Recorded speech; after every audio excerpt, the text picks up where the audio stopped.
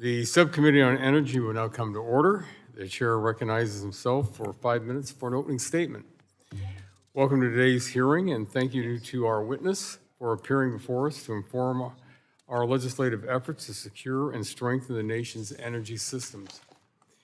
The reliable delivery of energy through our critical infrastructure is fundamental to the modern economy and the health and welfare of all of our communities.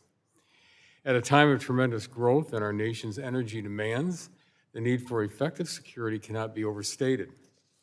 During our recent hearing examining cyber and physical threats, we heard directly from operators and experts about the capabilities of adversaries and the work to safeguard against efforts to exploit vulnerabilities to disrupt the everyday lives of hardworking Americans. Addressing cyber and physical threats is no easy task. The avenues for malicious activity only widen as digitization, communications, and linkages of gas pipelines, new generating resources, and transmission take root to meet energy demands. The interconnected nature of our energy system requires constant intelligence sharing, clear visibility into threat landscapes, and sufficient resources to fill gaps in security protections for rural and small utility services alike.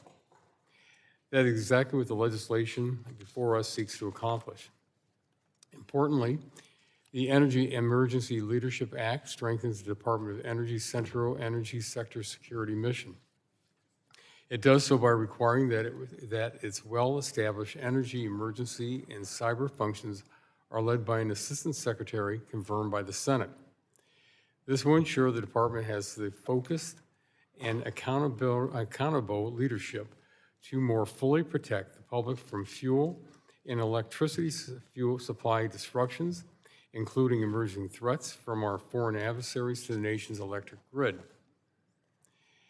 As the sector risk management agency for the energy sector, DOE requires visibility over the whole system and actively collaborates not only with the power sector, but also the oil and gas sector to prepare and respond appropriately to emergencies. DOE's central role in federal coordination and providing technical assistance as needed is critical for a secure energy system. The Pipeline Cybersecurity Preparedness Act will enhance and formalize DOE's work in this area, so we will have a stronger, more resilient energy sector.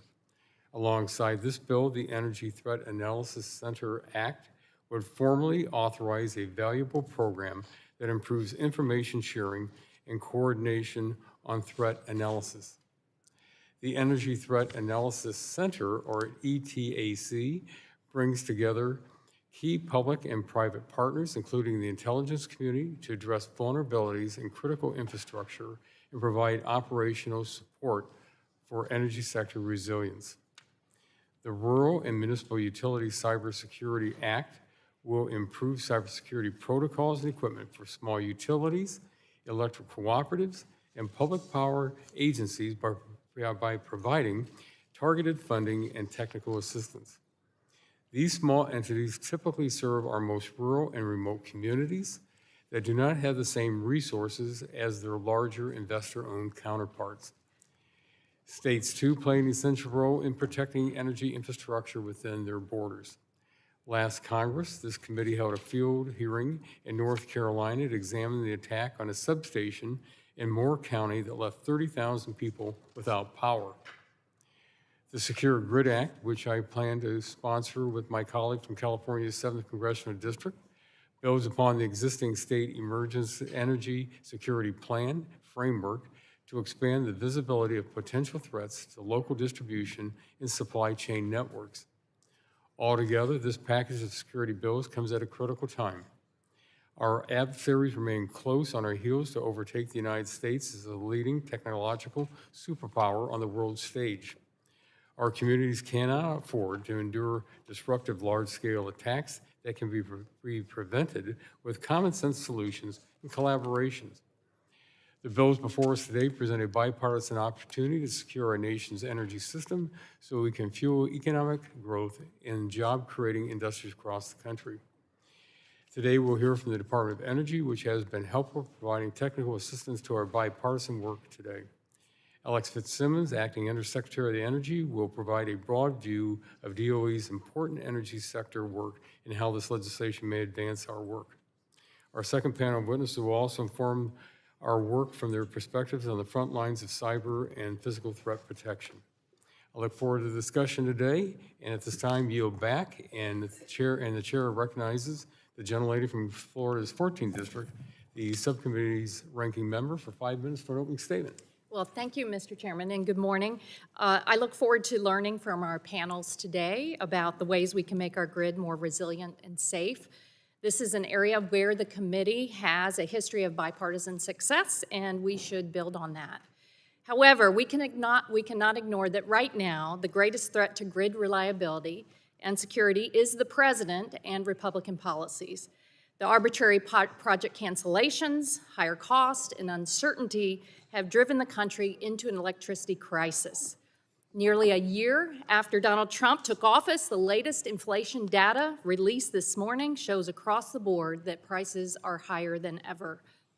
The chairman asks every panel that appears here, does America need more electricity? The answer is always yes, and we agree with that. But over the past year, the president and Republicans in Congress have senselessly gone out of their way to ensure that America will have less electricity. And that comes at an unfortunate cost to everyday Americans. In December, the president terminated 5 offshore wind projects, which could supply 6 gigawatts of electricity.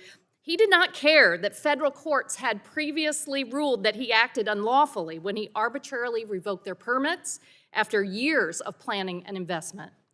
Sunrise Wind and Empire Wind, both off of the coast of New York, Vineyard Wind 1 off the coast of Massachusetts, and Coastal Virginia Offshore Wind off Virginia represented $25 billion of investment and about 10,000 jobs to power more than 2.5 million homes and businesses. Revolution Wind is roughly 87% complete, with 58 out of 65 wind turbines installed. It was scheduled to be fully operational by the second half of this year, delivering power to more than 350,000 homes and businesses in Connecticut and Rhode Island by the end of the year. Well, thankfully, yesterday, a federal court again rejected the administration's actions, deeming them arbitrary and capricious. But Trump's sabotage is very costly. Another court yesterday ruled that the administration illegally canceled numerous federal clean energy projects in a number of states just because they voted Democratic in the last election. That's not right. DOE also canceled what would have been the largest U.S. solar energy project in the Nevada desert, 7 connected solar farms that would have produced 6.2 gigawatts, which is 3 times the output of the Hoover Dam. A number of energy companies have been working towards approval since 2023. And members, Utah's Republican Governor Spencer Cox said, "This is how we lose the AI energy arms race with China, because solar with batteries can now be close to baseload power, and we should keep these projects rolling until we get the gas, nuclear, geothermal plants we need." Some of the most damaging and costly sabotage to America's electric grid at the hands of the Trump administration have come to major transmission projects, especially the Grain Belt Express transmission line across Kansas, Missouri, Indiana, and Illinois. It has been in the works for 15 years to deliver power to homes and businesses and expand economic opportunity across that region. And Midwesterners will tell you that their aging energy infrastructure is struggling to keep pace with growing demand, but the Trump DOE arbitrarily canceled that transmission project last year. The administration is miring scores of other projects with additional red tape. So at a time that we need more energy that is affordable and reliable, Trump and Republican policies are sabotaging America's electric grid.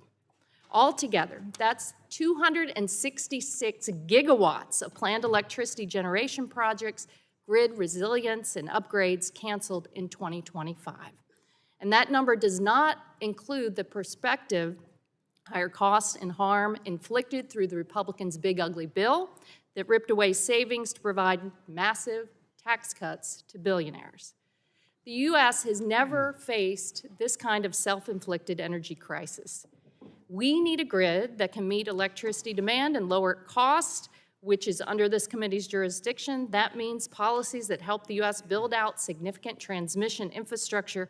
So I hope our colleagues will work with us on this. Unfortunately, the only Republican response to the energy crisis they've created is to turn to more expensive sources.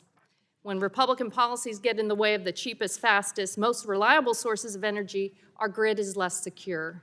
And that means that energy is more expensive for our neighbors. That's not right. The American people deserve a whole lot better. I yield back. Thank you very much. The gentlelady yields back. The chair now recognizes the gentleman from Kentucky, the chair of the full committee, for 5 minutes for an opening statement. Thank you. Thank you, Chairman Latta, and thank to our witnesses. We have two panels, so we'll thank our witness and then our witnesses for being here today. We appreciate you coming before our committee to discuss these legislative issues. Energy underpins our entire economy, which makes it a key target for nefarious actors and adversarial nations. We've witnessed cyber attacks in Russia's invasion of Ukraine, AI-driven attacks in Europe, and relentless attacks on Taiwan from communist China. At home, we experienced Chinese probes of critical infrastructure, cyber attacks on the Colonial Pipeline, and physical attacks on the grid in North Carolina and Washington, among other events. The proposals before us come at an especially critical moment because of the growing power of advanced technologies to enable even more sweeping and sophisticated attacks than we've seen. The notion of large-scale threats on American energy infrastructure is no longer if, but when. As we seek to reaffirm our nation's energy and economic security, we must secure our energy systems to protect the nations from efforts to sow chaos and cause harm. Legislation before us will ensure the energy and power providers and federal partners alike remain vigilant and prepared to respond to potential attacks while energy supplies grow to meet those demands. Effective cybersecurity measures require constant information sharing, clear leadership protocols, and key collaboration from operators across the energy sector to fill gaps in the threat detection, prevention, and mitigation. Our bipartisan bills bolster the Department of Energy's role in sector-specific risk management agency and enhance state and energy sector visibility into the vulnerabilities of energy and power systems. Importantly, legislation before us today will fill critical gaps in cybersecurity protections in areas of the country that do not have the resources of larger investor-owned utilities. And altogether, the work of this committee will equip government and industry partners with necessary cybersecurity protections and establish more effective ability for the entire energy sector to prepare and defend against potential attacks. I look forward to the discussion, and I yield back the balance of my time. Thank you. The gentleman yields back, and the chair now recognizes the gentleman from New Jersey, the ranking member of the full committee, for 5 minutes for an opening statement. Thank you, Mr. Chairman. America's energy system is under increasing threat. Russia and China have developed sophisticated offensive cyber weapons, and the proliferation of artificial intelligence technology means that every day those offensive cyber weapons grow stronger. It also means that less sophisticated adversaries, terrorist organizations without the backing of nation states, will be able to pull off devastating cyber attacks, whether it's against the federal government, utilities, or directly against energy infrastructure assets themselves. So that's why I'm pleased to see a suite of draft legislation in this hearing, including some bills reauthorizing important cybersecurity programs created by the bipartisan infrastructure law.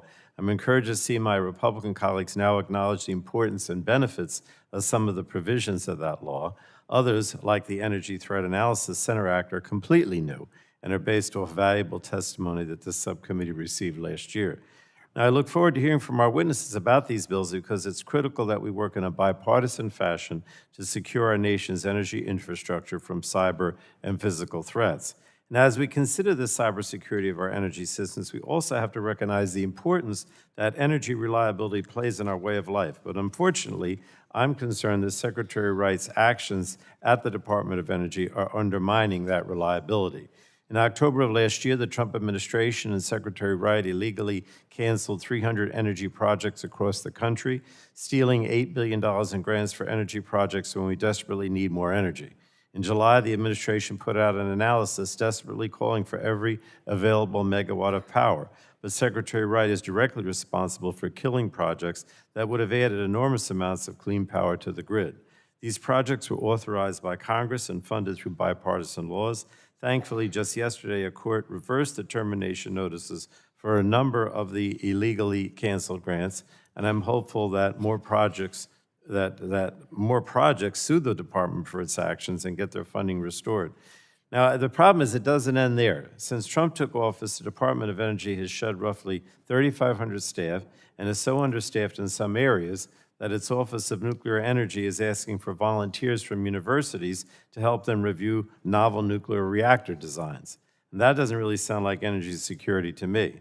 And late last year, the Department of Energy underwent a reorganization, closing important offices like the Grid Deployment Office, the Office of Clean Energy Demonstrations, and the Office of Manufacturing and Energy Supply Chains. Throughout the entire process, Secretary Wright has refused to answer questions, leaving Congress with zero information and no opportunity as to what is happening at the department. So I'm hopeful, Mr. Fitzsimmons, a number of your DOE colleagues have appeared before us in the last year, but have given unsatisfactory answers or claimed to not have any information to share. So I'm hoping that you will be more responsive today. And let's also not forget the big ugly bill, or the Republicans call it the beautiful, I say it's the ugly bill, which is slated to increase electricity prices by 61% and endanger more than 300 gigawatts of reliable, clean generation just when we need it most. Electricity prices are up 13% just since Trump took office, and companies have either delayed or canceled over $53 billion in investment in the energy sector, and we've lost over 165,000 jobs in the sector. So these actions and the big, ugly, beautiful bill are going to seriously undermine energy reliability. I'm hopeful that these cybersecurity bills will be helpful, but to be honest, and I'm not taking away from them, they're really just a drop in the bucket when you look at the energy reliability problems that Republicans are creating for the American people. And those problems are just getting worse every day. In New Jersey, the electricity bills are up over 20%. So, this is a major problem for the public, and I hope we can deal with it more effectively on a bipartisan basis. With that, Mr. Chairman, I yield back. Well, thank you very much. The gentleman yields back the balance of his time. This concludes member opening statements. The chair reminds members that pursuant to committee rules, all members' opening statements will be made part of the record. The subcommittee wants to welcome our first witness for appearing today and also taking the time to testify before the subcommittee. You will have the opportunity to give an opening statement followed by a round of questions from our members.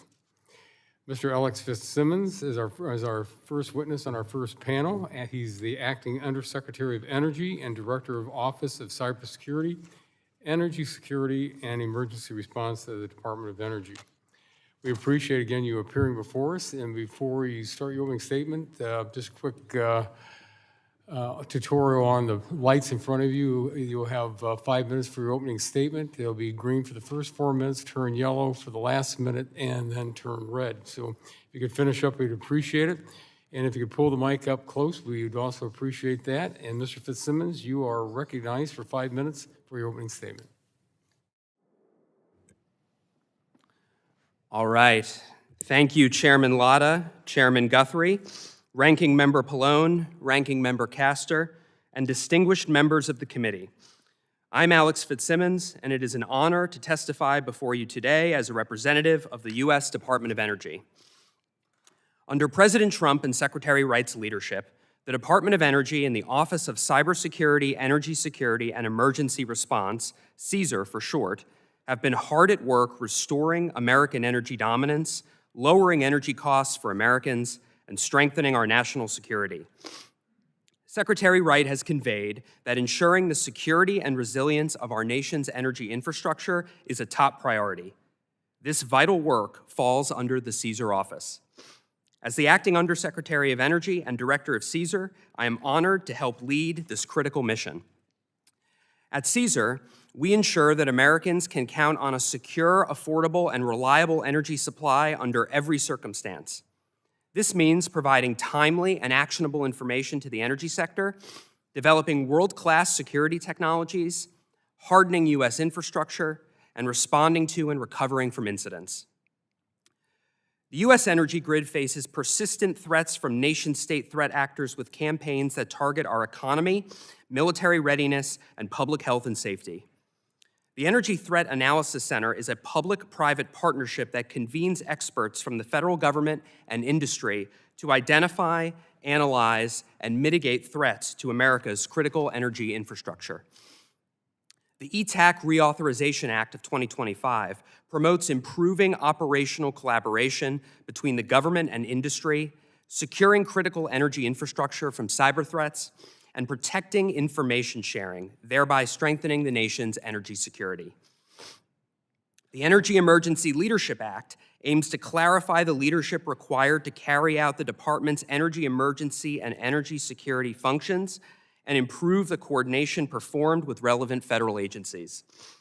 This language amends the DOE Organization Act to include the department's energy emergency and energy security functions as those assigned to one of the 8 assistant secretary positions. In addition, this legislation will permit the department to provide technical assistance to energy sector entities and local governments upon request to protect against, detect, and respond to energy security threats, risks, and incidents. The Rural and Municipal Utility Cybersecurity Reauthorization Act will enable CSER to strengthen cybersecurity in electric public power and cooperative utilities. These utilities are targets for cyber attacks and can struggle to defend against advanced capabilities of nation-state adversaries, often due to a lack of funding and personnel. This legislation helps to ensure small rural utilities have access to the resources necessary to protect national security and provide reliable energy to residents. The Secure Grid Act will help states mitigate risks posed to the electric grid by empowering them to fully assess and respond to cyber and physical threats, severe weather, and other vulnerabilities. State energy security plans enable states to examine and respond to weaknesses in their own energy infrastructure.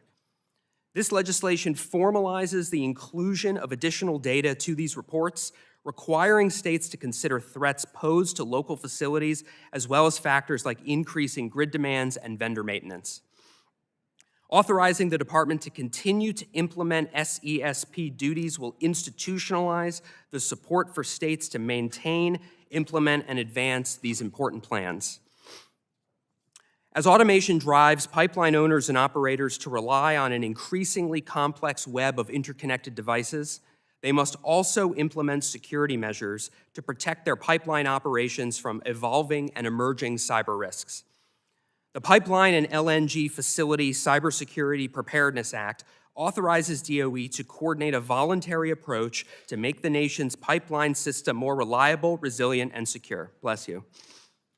As the sector risk management agency for the energy sector, DOE already works closely with all parts of the energy sector to prepare for, respond to, and recover from incidents.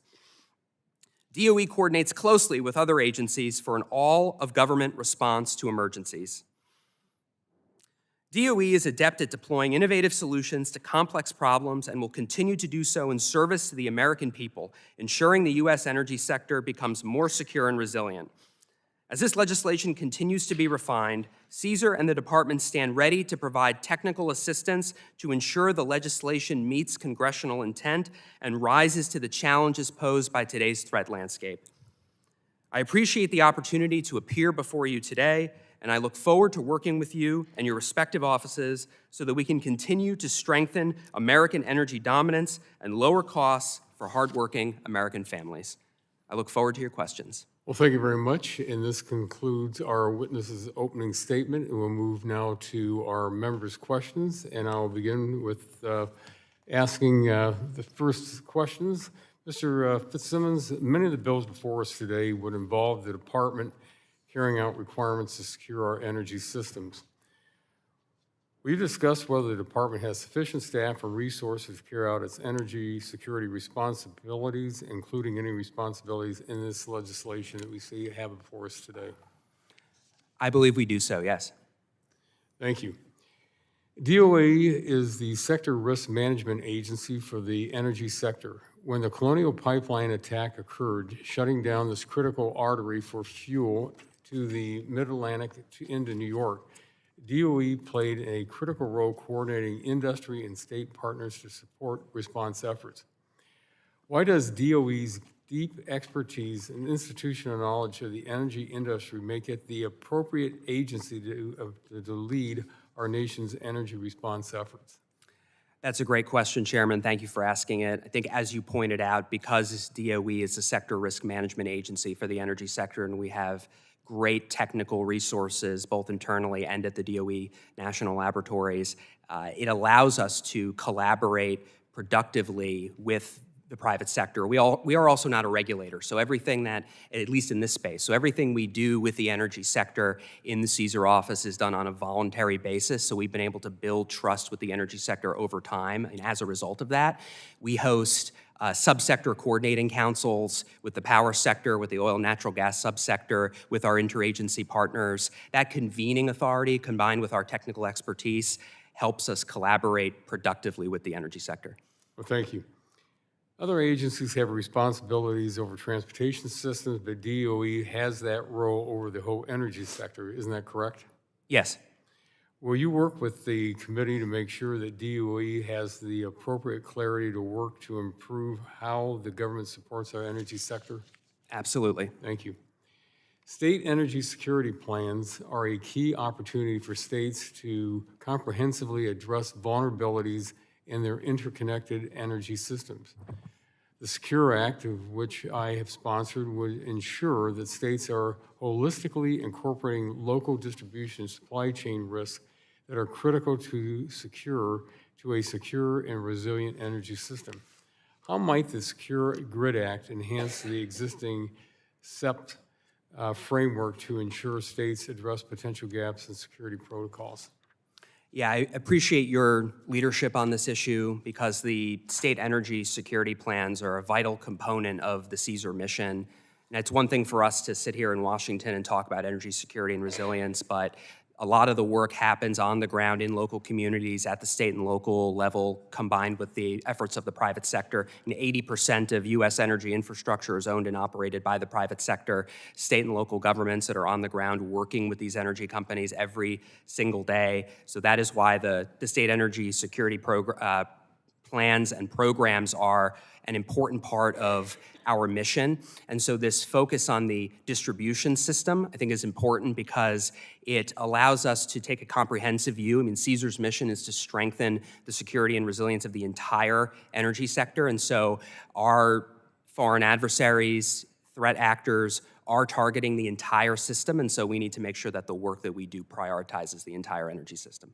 Thank you. The Trump administration has undergone an extensive review of financial assistance awarded under the previous administration. These efforts were undertaken to ensure that federal dollars align with national and economic security goals and to ensure the viability of potential projects using finite taxpayer resources. We discussed the department's process to review financial assistance to ensure federal dollars fulfill the goals of the Trump administration. Happy to do so. Thank you for the question. So DOE continuously reviews all of the projects within our portfolio. We have a responsibility as stewards of taxpayer resources to do so. We continuously review all the projects in our portfolio to make sure that they are consistent with national security and that projects that we fund with taxpayer resources have a pathway to technical, financial, and economic feasibility. And that work will continue. Thank you. Well, my last 22 seconds, just maybe a quick answer to this one. On the information sharing, it's really important because especially when you're talking about a lot of the smaller utilities out there, is that information timely shared? So if there's threats to the system out there, in my last 7 seconds. Yes, and I think there's more we can do in that department to strengthen our ability to share information with the private sector. It's one of the most fundamental parts of the CSER mission. Okay. Thank you very much. I want to follow up with you on that, and I yield back. And at this time, I recognize the gentlelady from Florida, the ranking member of the subcommittee, for 5 minutes for questions. Well, thank you, Mr. Chairman. Thank you for appearing here, Mr. Fitzsimmons. It's good to see you. Thank you. You know, while the Trump administration and the Department of Energy has been very busy canceling energy projects across the country, last year DOE had forced 6 old broken down coal plants in Michigan, Pennsylvania, Indiana, Colorado, and Washington to stay online. This includes plants that were days away from retirement and some that have been offline for months because they're broken. These decisions already have cost customers over $163 million.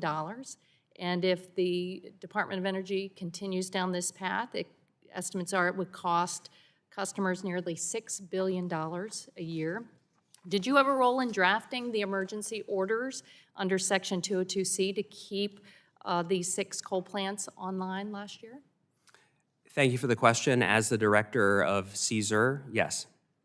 On November 25th, DOE ordered the Eddystone Gas and Oil Fuel Generation Facility in Pennsylvania to delay its scheduled retirement for a third time based on a potential shortage of electric energy.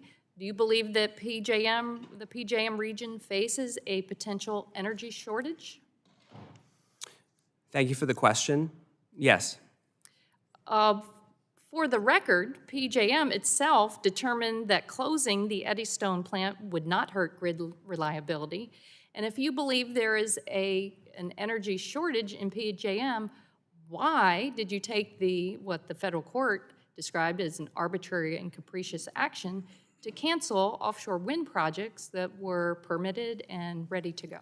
I appreciate the question. I think it's important to clarify that PJM requested the 202C order that you just referenced, and I think it's also important to recognize. You're not answering the question about canceling the offshore wind projects. Sure, and I'm happy to get to that, but I think it's important to clarify the facts. And the facts in this case are that PJM requested that order, and that those units that you referenced in PJM You're still not answering the question. In a large swath of the Mid-Atlantic region, offshore wind has one of the highest resource adequacy scores among all energy types. In other words, when it comes to lowering the probability of blackouts, offshore wind outcompetes all of the other sources of energy and is even on par with gas-fired power plants. Right now, in PJM, a six-hour battery contributes more to reliability than a gas-fired combustion turbine, thanks to the battery's reliability during winter. So what's coming out of DOE just simply doesn't make any sense when it comes to cost, when it comes to reliability. You're still not, I think folks across the country and businesses large and small want to know why the Department of Energy is like making life so much more expensive and canceling these projects. What is it? How do you justify this? Well, thank you for the question. Offshore wind is some of the most expensive energy that exists. I will say the energy system is designed to meet peak demand, and this is what the grid operators You know what's expensive, Mr. Fitzsimmons? You know what's expensive? When a project and a business has invested billions of dollars, they've gone through and they've gotten permits, they've hired a bunch of people, and then at the 11th hour, a president who's focused on retribution, who, what the court said, acts in an arbitrary and capricious manner, comes and takes a hatchet to it, and it's costing people a lot of money, and they're angry about it. There are petitions online saying mercy, and then when you add into it what the Republicans have done in the big ugly bill to rip away savings, that's not making us more secure. It's not making the grid more reliable. It's not serving the best interests of this country. How do you answer that? Well, I think on the specific issue of the offshore wind permits, those are DOI permits, and so I'm sure that they would be happy to answer your question. What I would say about the resource adequacy more generally is that on day one, President Trump declared a national energy emergency. And boy, are we in an energy emergency now, and they've made it worse. You've made it worse at the Department of Energy and the Trump administration because you've sabotaged it every step of the way. I hope you'll listen to the federal courts that are calling your actions arbitrary and capricious. And they're costing folks a lot of money, and it's got to stop. People are concerned about their bottom line. Thanks, I yield. The gentleman's time is expired and yields back. The chair now recognizes the vice chair of the subcommittee, the gentleman from Texas, for 5 minutes for questions. Thank you, Mr. Chairman. Ms. Fitzsimmons, thanks for being here. The FAST Act of 2015 designated in law that the Department of Energy is the sector risk management agency, which allows it to coordinate with federal and state agencies in identifying vulnerabilities, mitigating those vulnerabilities, and responding to incidents that may impact the energy sector. This is critical for a cohesive government response to energy sector, critical infrastructure. Wouldn't you agree? Yes, sir. I want to be a little philosophical if I can. I like to tell people that the things that make America great are the things that America makes. Now, how do we do that? We do that with a reliable, dependable power system, electric grids included, all of those things that we need. Everything that we need to make this country great. And I would say it's the president's aim, and it's the president's reason for doing all of the things he's doing that continues to make America great so that we have a dependable, reliable, affordable energy supply. Would you agree? Yes, I would, sir. And I would add to that that the energy system has to be built to meet peak demand in the summer and the winter when electricity is needed most or people die. And quite frankly, you look at what NERC has said. The head of NERC has called the situation facing the grid due to the disastrous energy subtraction policies of the previous administration as a 5-alarm fire for the grid. And that is simply because of the premature retirement of too much reliable, dispatchable generation. That is what is needed. That is what grid operators accredit capacity. Non-dispatchable resources do not get much capacity accreditation, so you can build as much non-dispatchable electricity generation as you want. It does not obviate the need for more reliable, dispatchable generation, and that includes resources like nuclear and gas and coal and, yes, batteries and geothermal and hydropower. All of those resources are needed to meet peak demand. We were unfortunately saddled with premature closures. We've had to come in and stabilize the energy system, and that's what we're doing right now. Now we're focused on optimizing and growing the energy system so that we can have an affordable, reliable, and secure energy system for the American people. Well, we appreciate y'all doing that, and I'd have to add that pipelines are one of the most important components of that energy sector or energy systems, are they not? Yes, sir. So we appreciate that. DOE and Homeland Security already work on the Oil and Natural Gas Subsector Coordinating Council. The authority for security standards over pipelines already resides with the TSA, Transportation Security Administration.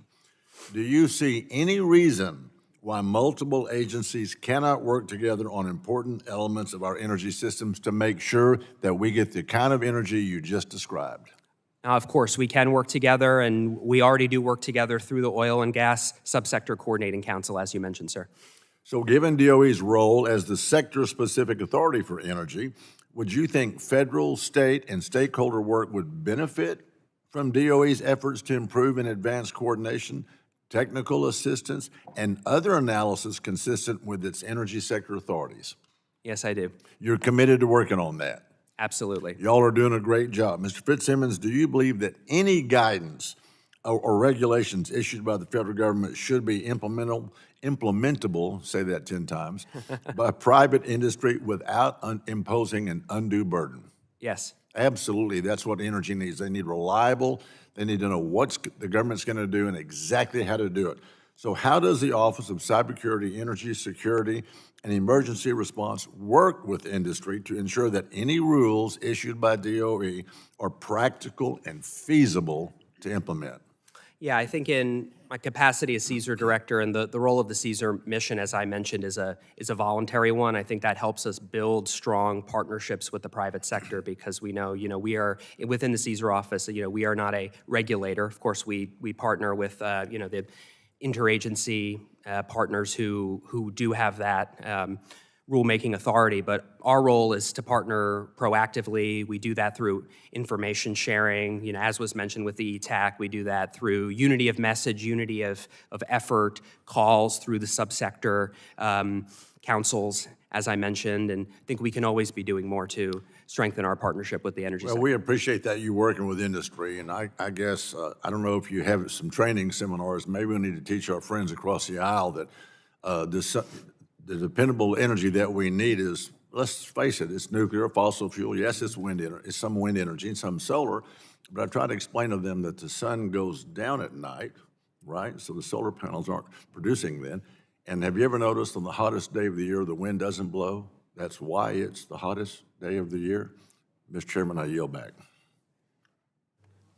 The gentleman yields back. The chair now recognizes the gentleman from New Jersey, the ranking member of the full committee, for 5 minutes for questions. Thank you, Mr. Chairman. Mr. Fitzsimmons, you heard me in my opening express my concern over the cancellation of grants to Democratic states. On December 23rd, the Department of Energy stipulated in court that the primary reason for its grant termination decisions in October was whether or not the awardee was in a Democratic state. And in case my Republican colleagues have any doubt, I'll just ask unanimous consent to enter the court filing in the record, Mr. Chairman, if you will. Thank you. So, Mr. Fitzsimmons, do you believe that the energy projects that receive government grants or loans should be the ones in states that voted for President Trump? Thank you for the question. No, we continuously review all of the projects in the DOE portfolio to ensure the projects are consistent with U.S. national security and that they have a path to technical, financial, and economic feasibility. That is a responsibility that we have as stewards of taxpayer resources, and that work will continue. Well, again, I appreciate your saying no, but I do want to read what it says in the court filing. It says the primary reason for the selection of which DOE grant termination decisions were included in the October 2025 notice tranche was whether the grantee was located in a blue state. I mean, so kind of contradicts what's said, but thank you. I'm glad you said no. So unfortunately, it appears that the Secretary of Energy and the President disagree with you, but if you believe that was wrong, then shouldn't all those awardees have their grants restored? Our positions are entirely consistent because the process is, as I just explained it, we continuously review all of the projects in the DOE portfolio. That is our job. That is our fundamental responsibility because we are stewards of taxpayer resources. We look at projects on an individualized basis and we make decisions about whether they have a path to technical viability, economic and financial feasibility. That is our responsibility. Well, I appreciate that, and I appreciate your saying that that it's wrong to make the primary decision whether or not you're in a Democratic state, but I think it's quite clear that it is different from what you're saying is different from what the President and the Secretary have been saying. But let me get to the second question, because the other thing that keeps bothering me here is that my colleagues on the committee constantly say that they believe in an all-of-the-above energy strategy, but I wanted to ask you whether yes or no, you don't have to get into it, yes or no, do you believe in an all-of-the-above energy strategy? Yes, for resources that can compete on a level playing field. Okay. Well, the Secretary of Energy Wright was very clear with us when he came before the subcommittee last year, and he said he does not believe in an all-of-the-above energy strategy. I asked him a question. He said he doesn't. So again, you're saying something different. I'm glad because I agree with you. I don't believe with the Secretary. And I certainly don't think that the Secretary or the President have followed an all-of-the-above energy strategy because they continue to deny anything that involves clean energy, and they keep stressing that they're, that they want what I call dirty energy, and prioritize fossil fuels. And they've moved the goalposts. They're canceling every single clean energy project they possibly can, no matter how helpful it might be to keeping electricity bills down or keeping the lights on. I guess I'm hoping that maybe your comments today have moved, maybe you can influence the Secretary and the President to have an all-above policy and to bring back these grants and not continue to prioritize grants that only go to Republican states. But with that, Mr. Chairman, I'll yield back. Well, thank you very much. The gentleman yields back the balance of his time. The chair now recognizes the gentleman from Kentucky, the chair of the full committee, for 5 minutes for questions. Thank you. I appreciate that. And I remember Secretary saying that, and I'll let him clarify his own words. But to me, they're not mutually exclusive. I'm for all the above, but I'm also for best of the above. So when you say all the above, do you say, well, in Kentucky, you need to have wind, solar, you have to have all of it, or is natural gas, is coal, is that the best for your area, and in Arizona, is it different? So I think all the above is the right policy, but I think the best of the above, depending on where you implement the policy, is consistent. I just believe that. So, Mr. Fitzsimmons, during the first Trump administration, Secretary Perry prioritized energy security, created seizure, the Office of Cyber Energy Security Emergency Response. Would you agree the current administration is also prioritizing energy security, which is reflected in how you align department functions with seizure? Yes, absolutely. So it's no secret that our grid's under extreme distress. And so one of the things that we've talked about is all the above is don't cancel projects that are, or take production that's already out of.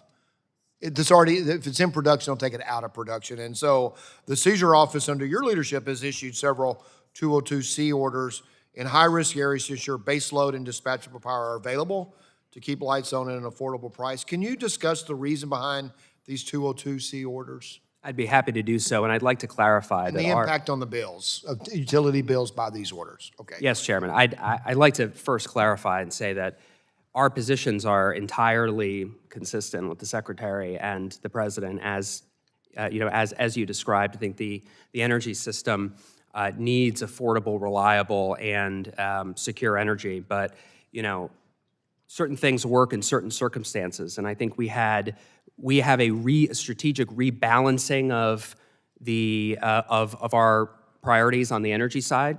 Secretary Wright calls it bringing back common sense to energy policy.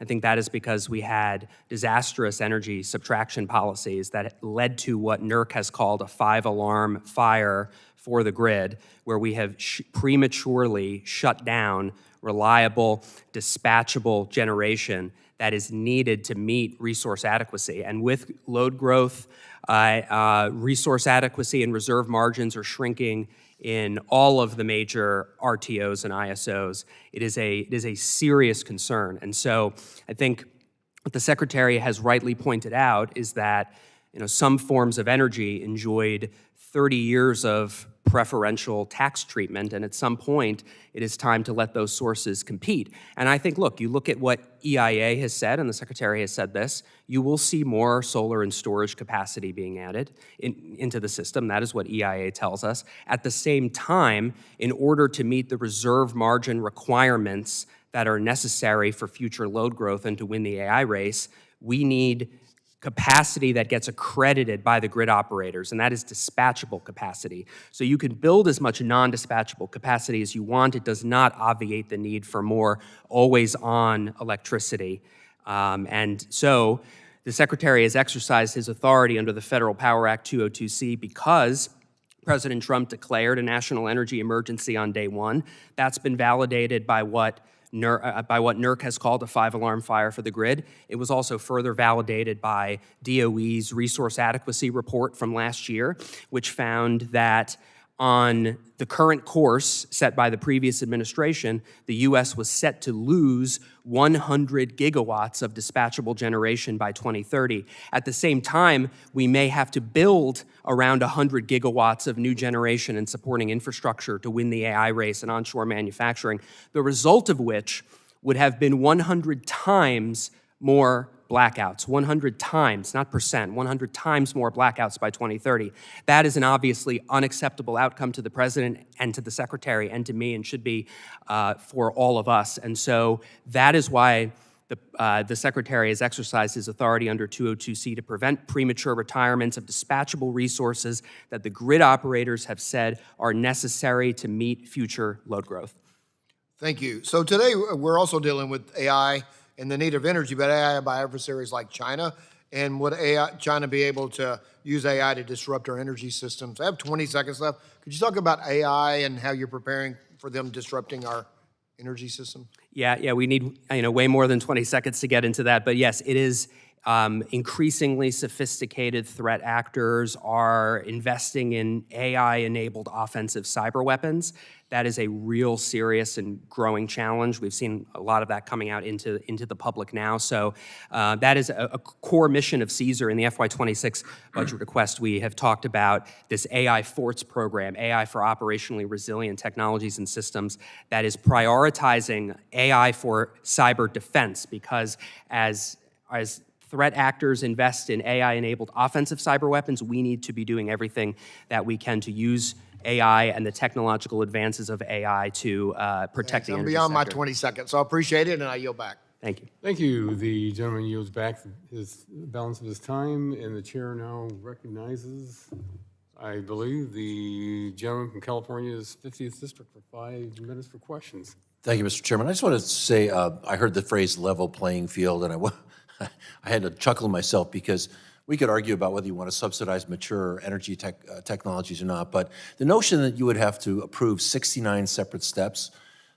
personally by the Secretary of the Interior, that's what's happening with wind projects now. That would never happen to any other energy source. The notion that that's some sort of level playing field is kind of a joke to me. And I think the other thing I'd point out too, you talk about dispatchable power as if it's self-explanatory, but it's interesting to me that what Texas did when its natural gas system failed in their superstorm and people died from cold, what did they do to reduce their risk of blackout? They did not add more natural gas. They added solar and batteries to reduce their risk of blackouts and brownouts from 10% to 1%. Because batteries are how the grid is moving. And around the world, other countries are moving towards solar and wind because it's the fastest to get on the grid, with batteries to help around the clock. So this notion of the level playing field, that's BS. It's just not what's happening at all. We're also told in California that BLM's not even processing solar permits. So I'm willing to join you in a real level playing field where technologies get to compete, and around the world where they are competing, places like China are adding a lot more renewables in. I think I'd like to do that, but what you told me is just not right. There's not a level playing field in this administration, period. But I wanted to talk about something else, and that's wildfires. The hearing was supposed to be about physical and cyber threats. Wildfire-related costs, including proactive investments and post-disaster recovery, make up 40% of California's utility rate increases, and it's clear we have to do more to work on that. We need to do more coordination and information sharing between federal agencies and states. That would unlock the full potential of any money and effort the federal government spends on wildfire mitigation. We have the Fix Our Forests Act, which passed the House, which I did with Chairman Bruce Westerman of Natural Resources. I hope that will become law this Congress. And the House version of this bill created something called the Fireshed Center. The Senate version calls it the Wildlife Intelligence Center, but the goals are the same. It's a national one-stop shop for wildfire intelligence, coordination, and response. It would be empowered to work with states, utilities, and communities to mitigate fire threats. Consolidating real-time information on wildfires and wildfire risk through this federal hub will promote preparedness, real-time decision-making, and wildfire response. And the National Science Foundation, national labs, and other departments, potentially including CSER, would be involved in the governance priorities. So I wanted to see if you would talk a little bit about that, Mr. Fitzsimmons. Can you talk about how that Energy Threat Analysis Center, or ETAC, would help reduce the risk of wildfire to utility infrastructure and make the utility infrastructure less subject to that kind of risk? Yeah, thank you for the question. I think one of CSER's fundamental missions is to provide timely and actionable information to the energy sector.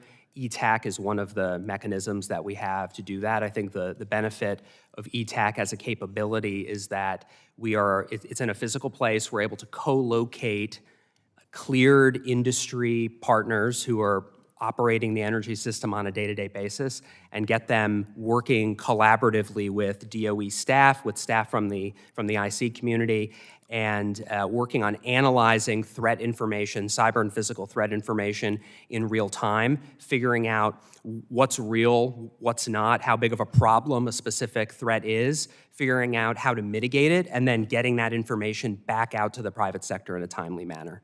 Well, there's something we agree on. This is bipartisan legislation. I think widely supported. I think we have enough Democrats now in the Senate to get this passed. We appreciate the administration's support and look forward to working with you to mitigate wildfire risks to the grid, but also the tremendous pollution impacts that result from not managing our forests correctly. And I yield back. Thank you. The gentleman yields back the balance of his time. The chair now recognizes the gentleman from Alabama's 6th District for 5 minutes for question. Thank you, Mr. Chairman. I wonder sometimes about the advocacy for renewables is more about the radical climate change agenda, and the science on that's changing daily. But in regard to China and some of the other countries, China's building coal-fired power plants at a rapid, almost record pace, and they're also building nuclear, small modular reactors. But particularly on the coal-fired side of things, one of the claims is that they're doing it to provide grid stability and security to back up their intermittent renewable grid. So I just think that's interesting. I would like to try to get us back on topic somewhat, but part of the issue with grid security obviously is the risk of cyber attack. We saw that in Alabama in 2021 with the Colonial Pipeline ransomware attack. It's all part of that, that we need to harden our systems against that. But it's also going back to this displacement issue. The MISO, the Mid-Continent Independent System Operators, were predicting brownouts and blackouts because of the shutting down of hydrocarbon power plants and not making up the power generation that was needed. And as a matter of fact, back last summer, there were 100,000 customers in New Orleans went without power for a whole day. And that's one of the reasons why Secretary Wright kept the coal-fired power plant in Michigan open. I think it was the J.W. Campbell facility, so that didn't happen to other customers in the Mid-Continent region. Can you comment on that?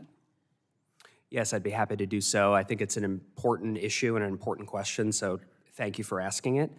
Absolutely. I mean, what you are talking about, the ability, the necessary ability to provide, to keep the lights on, to provide electricity to people when they need it, is something that we frankly take for granted here in the United States. I mean, we are one of the lucky 1 billion that have access, that enjoy the way of life that we do, that are energy abundant. The energy grid works the vast majority of the time. There are many, many more billions of people around the world who are not as fortunate as us. But unfortunately, we are putting that at risk if we do not prioritize the right forms of power that are necessary to meet resource adequacy.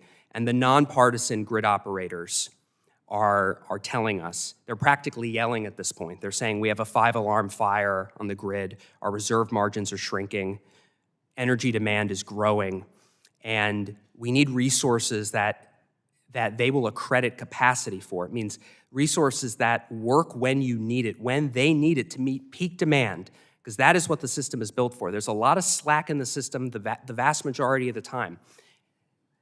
But energy is needed most during summer and winter peaks, and we're increasingly getting more winter peaks in the United States. And so that means we need the resources that are reliable and dispatchable because they are higher value to the system. So it doesn't matter how much non-dispatchable resource you build, you still have to build you still have to build more dispatchable resource. And otherwise, if you don't, and you're overbuilding in one and you're shutting down the other, you're going to result in higher energy prices. And that's what we've seen. Energy prices rose 20% and a lot higher in a lot of places under the previous administration, because even if you shut down those reliable baseload dispatchable units, you still need them. It doesn't matter how much non-dispatchable I need to point this out too, that cold weather is more dangerous for people than hot weather. And they found that out in Europe because they didn't have the power bills were so high people couldn't afford to keep their homes adequately warm, and I think it was reported 67,000 people died. But the main thing that I want to say about our grid reliability is in the arms race that we're in with China with AI. We will not be able to compete in that arms race if we do not have reliable, dispatchable power, and the demands for that power are enormous. It's going to be one of the greatest national security challenges that this country faces, not just on the supply chain for rare earth elements and critical minerals, but being able to provide the power that will allow us to compete. And if he has time, he can respond. I yield back. Well, thank you very much. The gentleman yields back the balance of this time. The chair now recognizes the gentleman from New Jersey's 8th District for 5 minutes for questions. Thank you, Chairman. Mr. Fitzsimmons, yes or no, would you agree that cybersecurity threats from malicious actors are on the rise and worsening each year? Yes, I think that's fair to say. And would you agree that they represent a serious threat to the reliability of our energy grid? Yes or no? Yes, I think that's fair. Thank you. And would you agree that the Department of Energy has a vital and irreplaceable role to play in using its subject matter expertise to ensure energy stays reliable in the face of cyber threats? Yes, I would. And can you confirm that since the start of this administration, there have been 3,500 firings or layoffs or terminated roles at the Department of Energy? Thank you for the question. There have been a number all across the department, yes. Roughly 3,500. Sure, that's a fair number. So that'd be about a 20% reduction in the staff at the Department of Energy, which brings me to my next question. So last week, President Trump announced that the United States will run Venezuela and control sales of Venezuelan oil indefinitely.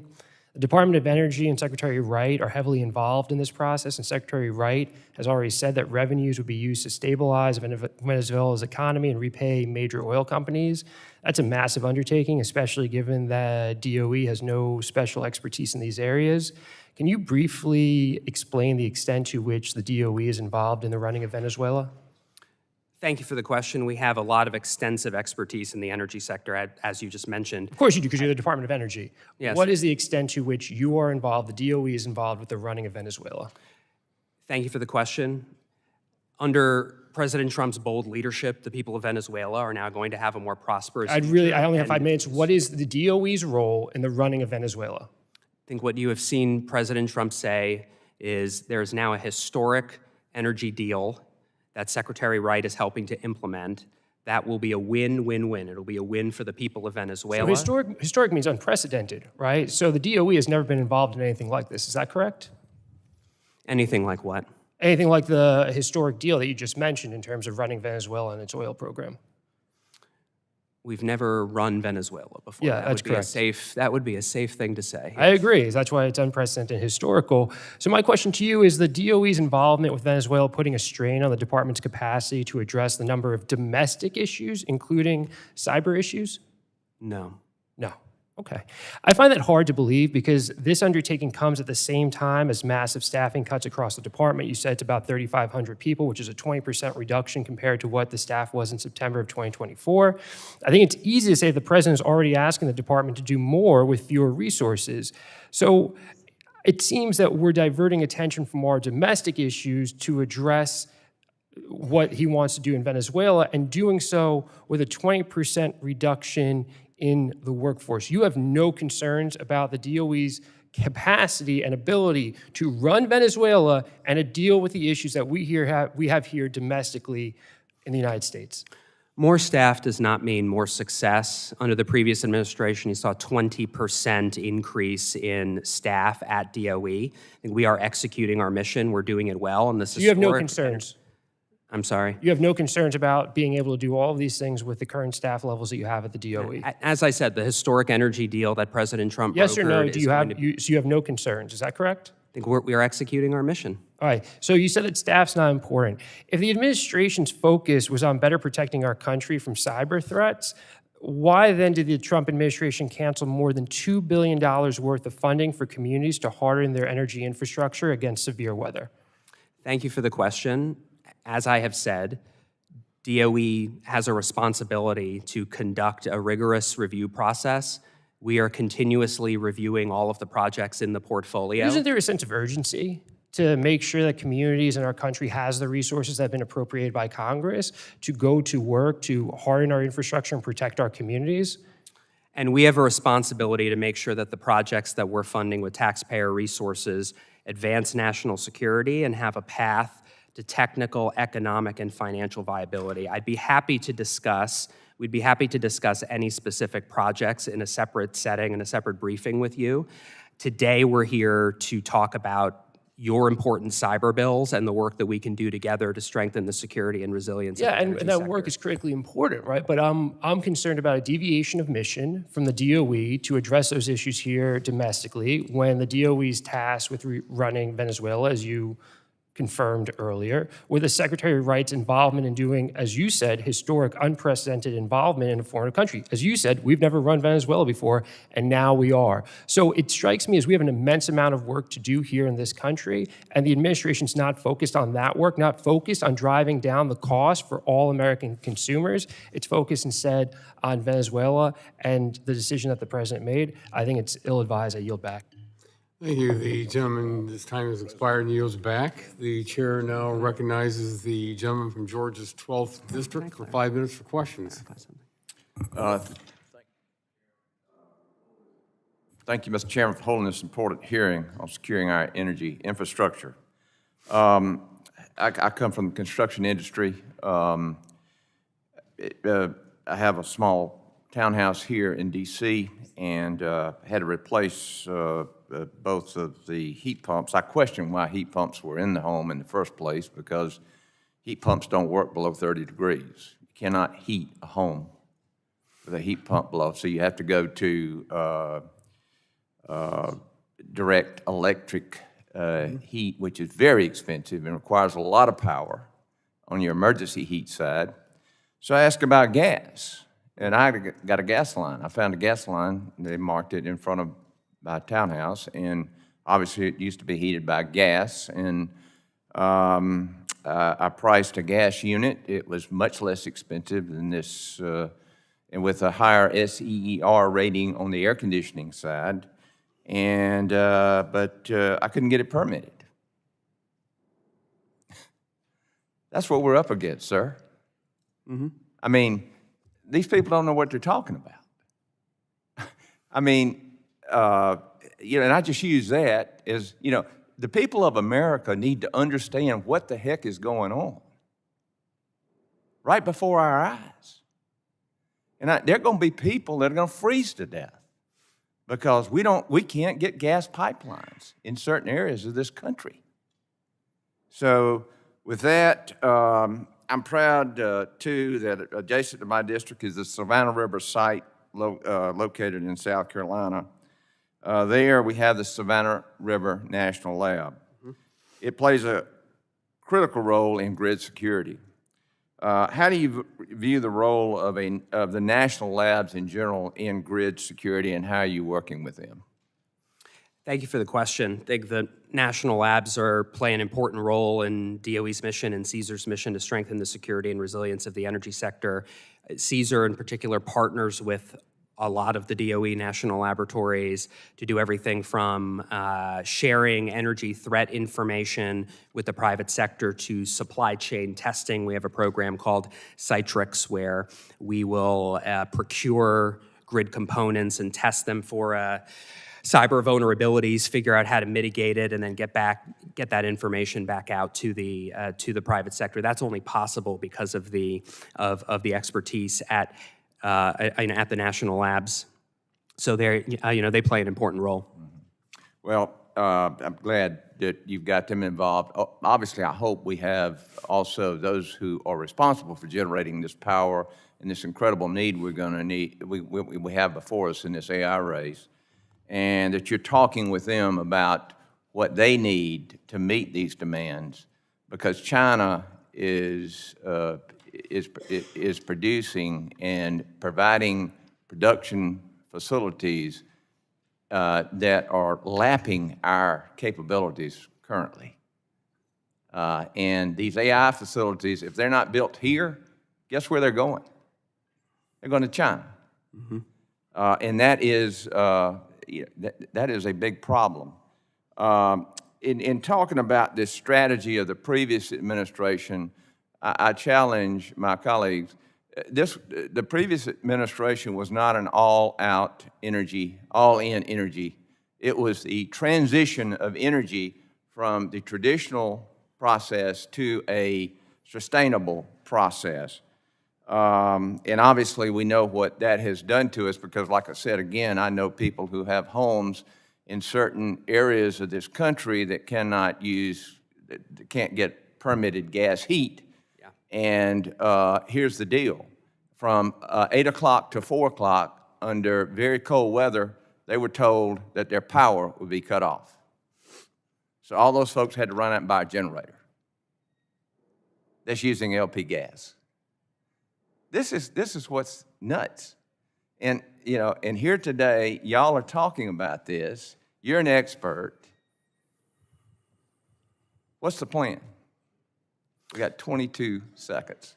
Thank you for the question. I think it is important that we preserve a wide range of options and consumer appliances, energy choices for the American people, especially from a regulatory standpoint. We should make sure we're not regulating products out of the marketplace. If people want to have a natural gas appliance, they have that right, I think, as a U.S. citizen. Yes. And I think your important focus on the facts is right, because we need to make sure that we are paying attention to the facts. I'd say the congressman knows that we are not running Venezuela, and we're happy to have a discussion about the historic energy deal that President Trump brokered in Venezuela. But time's expired. I'm out of time, Yeah, and I yield sir. back. Thank you, sir, for your The, service. The chair recognizes the gentlelady from Virginia's 4th District for 5 minutes for questions. Thank you, Chairman Latta and Ranking Member Castor, for holding this very important hearing today. We all agree we must strengthen the security and reliability of our electric grid to ensure that it can weather a growing number of challenges and threats that can impact its operation and inflict devastating harm on the American people and the American economy.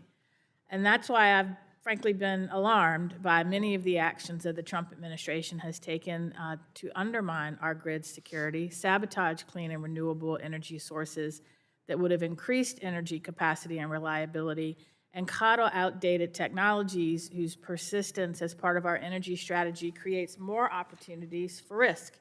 And as we see demand increase, energy prices have surged, rising 13% in 2025. So I'm very concerned not only that we get grid reliability right, but that we are managing our demand so that we can meet it affordably.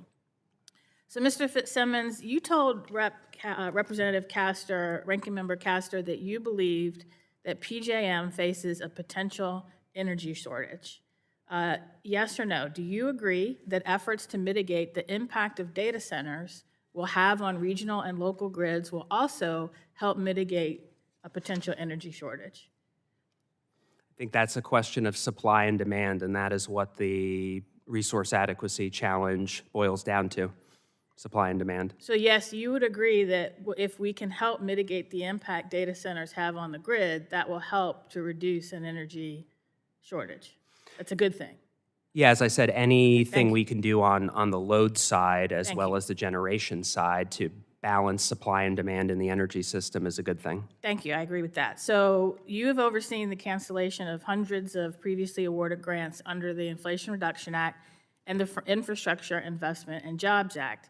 One of those cancellations was in Virginia, the cancellation of an over $233 million in grants that focused on everything from energy efficiency to grid reliability. And one of those grants was an $85.4 million grant awarded to the Virginia Department of Energy to study ways grid-enhanced technology could be used to reduce the impacts of data centers on local and regional grids. Virginia is the data capital center of the globe and growing. So you can imagine how critically important it is to manage exploding energy demand resulting from the growth of data centers, which will only get worse as AI use continues to grow. And as you have heard, one of this committee's priorities is to make sure that the United States wins the AI race with China.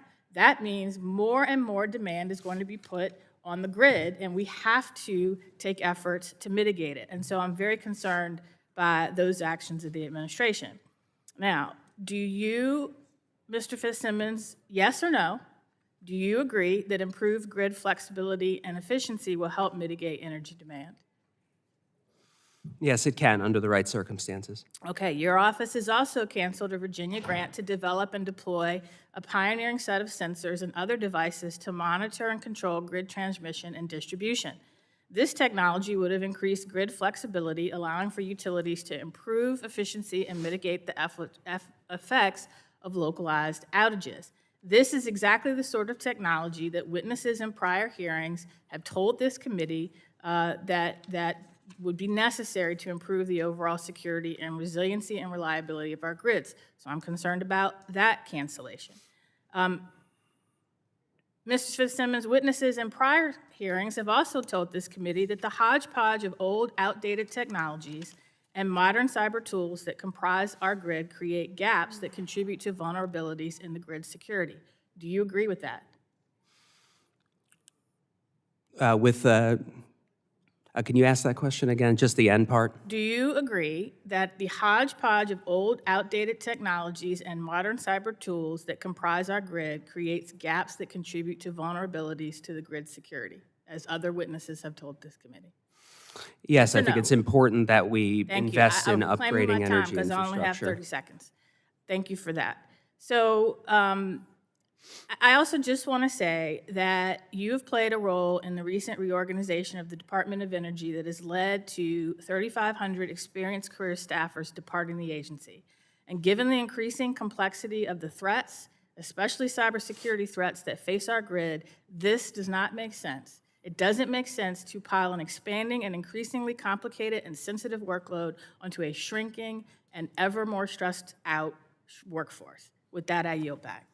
The gentleman's time has expired and yields back. The chair now recognizes Mr. Chairman, I'd like to enter something to the record. Gentleman's recognized. I have a report here from the Department of Energy in regard to my colleague and friend's concerns about personnel changes at the Department of Energy. It points out that there's over 95,000 contractors that work with the Department of Energy. I think it verifies what Mr. Fitzsimmons was saying about their ability to do their job. I yield back. Without objection, so ordered. The chair now recognizes the gentleman from Ohio's 12th District for 5 minutes for questions. Thank you, Mr. Chairman. Mr. Fitzsimmons, thank you for being here today. I'd like to briefly start off and discuss the Reliability Insight Report on the interconnected gas and electric systems posted by NERC last year. While this report focuses on the physical and operational threats and concerns to the interconnected gas and electrical systems, the paper notes ensuring the reliance of natural gas storage, pipelines, compressor stations, and liquefied natural gas facilities is essential for the electric industry to meet its reliability obligations. Mr. Fitzsimmons, can you expand on the cybersecurity risks specific to the production and delivery of natural gas to end users? And then I'll follow up with, furthermore, what do you think these threats mean to our constituents and the reliability of the bulk power system if bad actors take out or reduce the delivery of natural gas? Yeah, thank you for the question. I think there's only so much you can say about specific threats in this setting, in a non-classified setting, but I would say that the threats facing our energy infrastructure, growing energy infrastructure, natural gas infrastructure included, is significant and is important, especially as we are using more abundant, affordable, reliable natural gas in our energy system. You know, we know that, and that's a tremendous resource that we have, and threat actors also know that. And so threat actors will target the most critical subcomponents of the energy system because they know that that's where they can do damage. Thank you.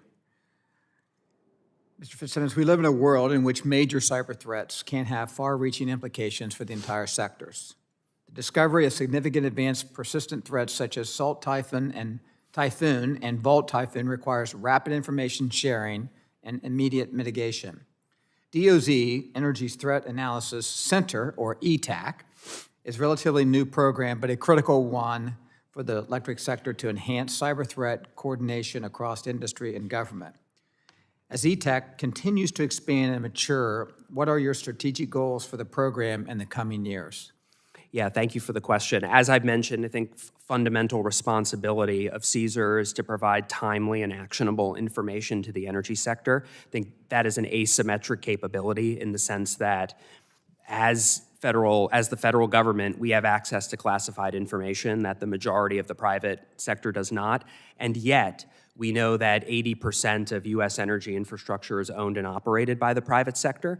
So it is ultimately their responsibility to own and operate that infrastructure. But we have access to threat information about the specific vulnerabilities and threats that our energy operators face on a day-to-day basis. And so ETAC is one of the important capabilities that we have to reduce the amount of time and latency in when threat information comes in a classified setting, getting tear lines that can be declassified, getting that information that is highly technical in front of cleared industry partners who work every day to operate the system in partnership with DOE staff, figure out what the most severe threats and vulnerabilities are, and then develop ways to mitigate that and get that out to the private sector as rapidly as possible.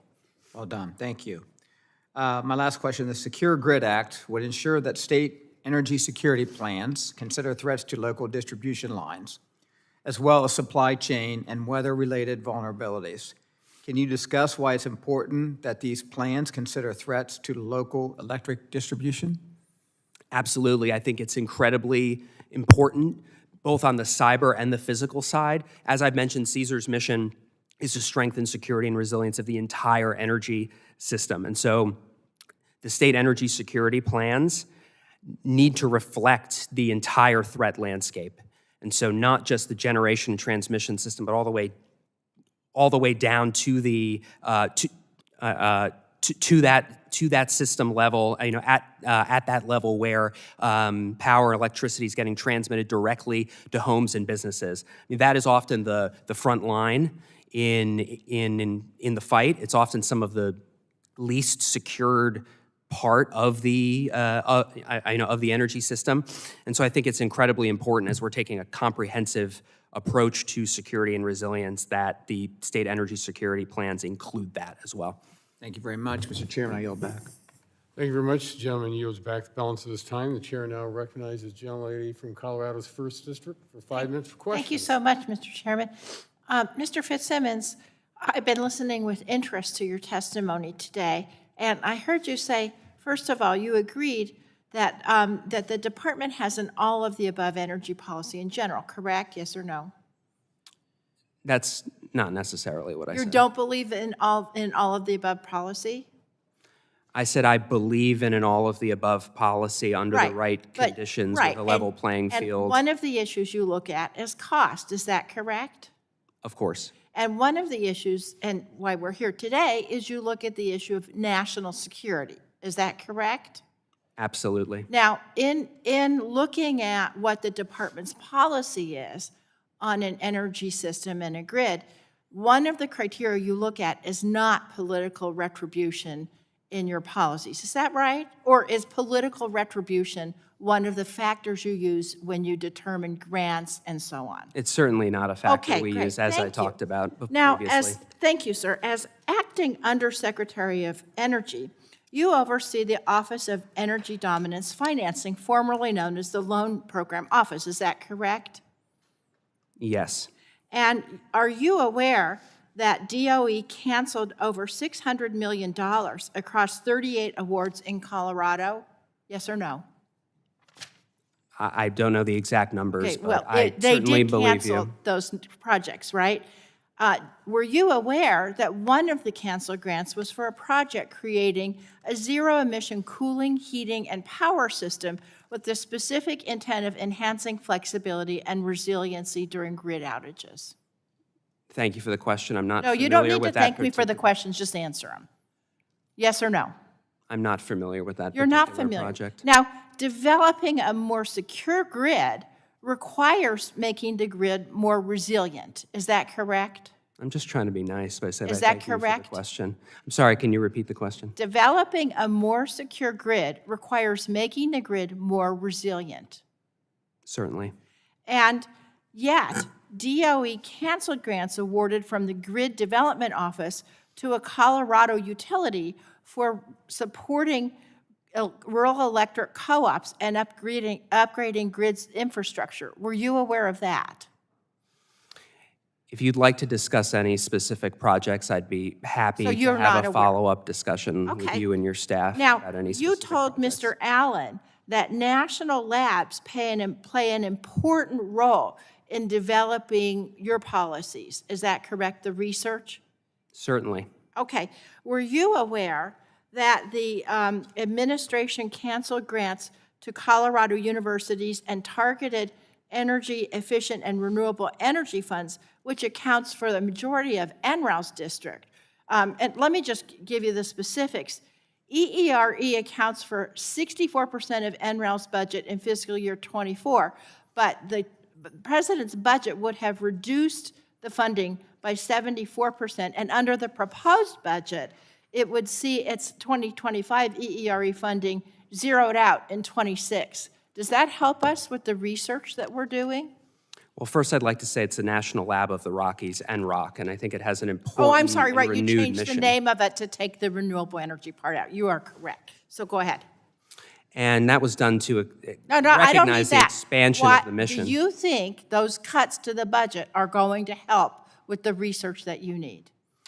I think that more money does not necessarily mean more success. You need to look at Okay. priorities, and you So need you to don't look at think how it's the gonna money's impact- being used. Okay, I have one more question, and that's about the coal plant that at the end of last month, the administration offered to stay open in western Colorado. And that is the, what is that plant called? Craig. Unit 1. You know about that. Yes, I'm aware. Were you aware that the Tri-State, the Tri-State Power Association had been planning for 5 years to take that plant offline? I'm aware of the growing resource Yes or adequacy no? needs in the Were you region. aware that they had been planning to take that offline? I'm aware that we need as much dispatchable Okay, and you're reliable not answering my generation as question. possible. Are you aware that Tri-State, in conjunction with the Colorado Public Utilities Commission, had determined that the grid would not be affected by taking it offline? I just don't agree with that assessment. But you know As that you've they seen said that. about the growing resource adequacy challenges that our nation is Okay. facing, the grid operators have called it a 5-alarm fire. So you know more than they do about their plant. Did you know it's going to cost them $21 million to bring that back up open? I'm citing the nonpartisan grid operators who have said that Did we you know need it's as gonna much cost dispatchable $21 million? resources. Well, it's an incredibly Pardon me, valuable the resource. gentlelady's time Thank you. I yield back. expired, and if you'd like, you could submit the question in writing. Mr. Chairman, I appreciate that, and I will. Thank you. The chair now recognizes the gentleman from Texas 11th District for 5 minutes for questions. Thank you, Mr. Chairman. It's nice to have an administration who believes in reliability and reality and not butterflies and unicorns and things that are pie in the sky. I want to ask about the supply chain risk to the electric grid, particularly risk tied to foreign manufactured equipment. Recent reporting has indicated that certain Chinese manufactured solar and battery inverters deployed to the U.S. grid contained undisclosed communication devices that could potentially allow remote area access or disruption of grid operations. And in response to those concerns, I led a letter with my colleague, Mr. Balderson, to the Department of Commerce, urging action to protect the grid from high-risk foreign technologies. Mr. Chairman, with the unanimous consent, I'd like to enter this letter for the record. Without objection, so ordered. Thank you. And given DOE's role as the energy sector risk management agency, I'd like to ask how the department views and responds to these types of risks. I'll start with, from DOE's perspective, do foreign manufactured grid components with undocumented communications or control capabilities present a legitimate cybersecurity and national security concern for the energy sector? Yes. How does DOE, through CSER, access and monitor risk associated with inverter-based resources and other digitally enabled grid equipment that may be manufactured or programmed abroad? Yeah, that's a great question. I share your concern. I think it's a very important issue. I mean, as I've mentioned, country of origin matters, but I think what matters even more is our ability to test critical supply chain components, especially as more of these IBR resources are growing and being added to the energy system every day. And so I think there's only so much we can talk about specific vulnerabilities in this setting, in a non-classified setting, but I think suffice to say that CSER has a robust supply chain testing program that's called Citrix, where we can procure grid components. We have looked at some of the technologies that you're focused on. We can get them in front of experts at the DOE national labs, tear them apart, find the cyber risks, find unknown or known issues with them, figure out how to mitigate it, and then figure out how to get that information back out to the private sector. I think we need to be doing a lot more of that work as we look to build out more components to meet load growth and win the AI race in onshore manufacturing. Well, that's a perfect segue into my next question. So when a potential vulnerability is identified in widely deployed equipment, how does DOE coordinate with the various agencies, including DHS and Commerce, and anyone else, in order to share that information, those vulnerabilities, and what you know in the appropriate setting with the private sector and with the utilities? Yeah, I think that is incredibly important because other agencies are involved in looking at specific cyber risks. They have intel that we may not have. That intel gets shared with DOE, and then when it's energy specific, we'll get brought in to figure out, well, how severe is the risk and what can we do from an engineering standpoint to test and mitigate it. So we're focused on looking at various risks in context to figure out how we can best inform and mitigate those risks. Is that happening on a regular basis? Is there a regularly scheduled meeting with stakeholders that are pre-identified? Can you kind of walk me through what that looks like? Yeah, our Citrix program is led by CSER. It's a multi-lab effort that is funded every year, and they meet on a regular basis and also on an as-needed basis. So I think that's one of the, and I think we have to have that flexibility. So we have programs just kind of trying to look ahead at what the threat landscape is saying so we can figure out, well, what kinds of grid components should we be procuring for testing? But then we also are able to respond rapidly. If we get specific real-time threat information about an active situation, we're able to go to cleared industry partners. We're able to find specific components and do some rapid testing on them. So I think having that flexibility is important. Would the legislation or consideration today help the Department of Energy improve coordination, information sharing, and response to emerging threats that cut across cybersecurity, supply chains, grid operations, et cetera? Yes, I think it would. Are there any needed changes to that, or is it in the form that we're looking at, refined to meet the challenge and meet the vulnerabilities? I think we certainly, I think that on a conceptual basis, I think it makes sense. I know we're providing specific TA, and we're happy to follow up with you about it. We've got 40 seconds left. Are there previous questions that you didn't get to that you wanted to expand on, either on our side of the aisle or on the other side of the aisle? Thank you for the opportunity. I would say there were comments made about the situation in Venezuela, and I think the congressman who's no longer here knows that we are not running Venezuela. I think what President Trump has said is he has brokered an historic energy deal that that Secretary Wright is now implementing, and that deal will be a win-win-win. It'll be a win for the people of Venezuela. It will be a win for U.S. energy companies, and it will be a win for the American people in the form of lower energy prices. That's what we're focused on at DOE. We will be taking a look at that, and I yield back. The gentleman's time has expired, pardon me, and yields back. The chair now recognizes the gentleman from New York's 20th District for 5 minutes for questions. Thank you, Mr. Chair, and welcome, Mr. Fitzsimmons.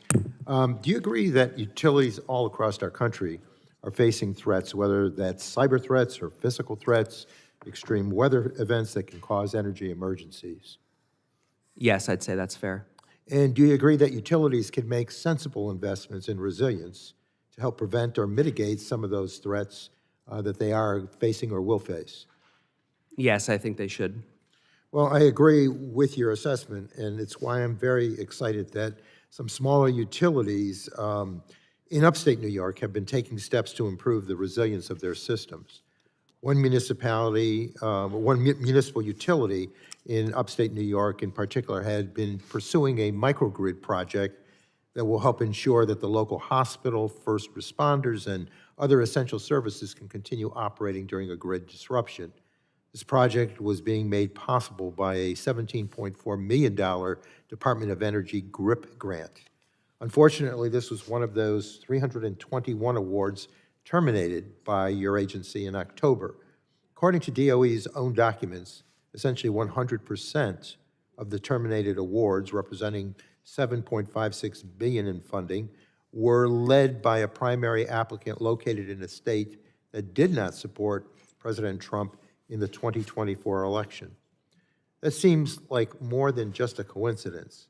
And on December 23rd, the Department of Energy confirmed to a federal court that, and I quote, "A primary reason for the selection of which DOE grant termination decisions were included in the October 2025 notice tranche was whether the grantee was located in a blue state." So, Mr. Fitzsimmons, we agreed just a minute ago that the potential for energy emergency is a serious risk all across the country. Can you explain the logic behind exclusively canceling awards with applicants located in states that did not vote for President Trump, even for projects that support grid resilience like the one that I previously described? Thank you for the question. We do not agree with the court's filing. As I have stated, we have an ongoing review process. We are continuously reviewing projects in the DOE portfolio, and the criteria we use are national security. Then we need to make sure that projects that are funded with taxpayer resources have a path to technical, economic, and financial viability. That's the criteria we use. Well, but in the case of the upstate New York situation, do you believe that that investment would help with the resilience? For the sake of the applicants involved, I'm not going to comment on a potential project. I'd be happy to discuss any particular project with you separately. But as I said, those are the factors that we use in our portfolio. Well, let me just say that this particular microgrid project was awarded to a small, not-for-profit public utility.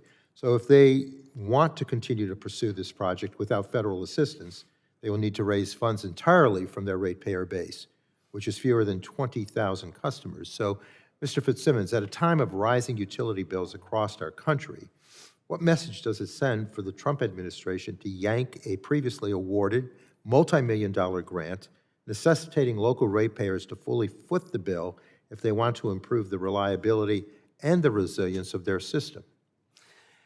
As I said, for the sake of that particular applicant, I'm not going to comment on the particulars in this setting, would be happy to discuss separately. But I will say we have rescoped many projects, and the criteria that we're looking for that are consistent are national security and pathways to technical, economic, and financial feasibility.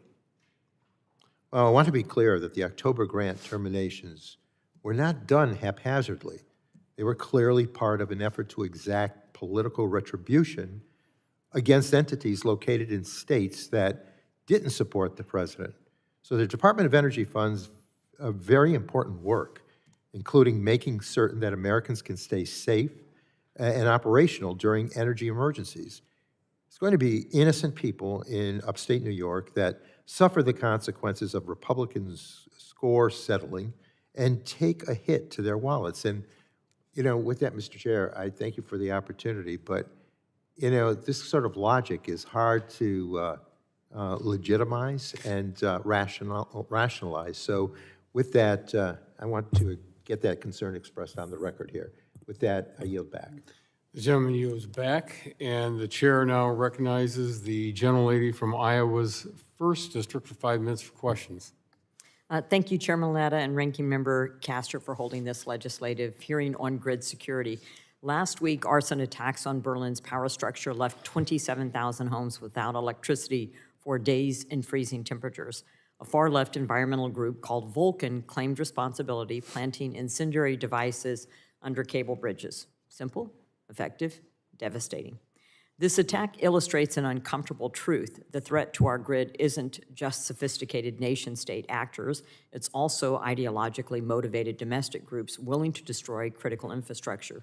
As energy prices rise and grid modernization costs mount, we see more radical actors attempting to take us back to the Stone Age, literally leaving families freezing in the dark.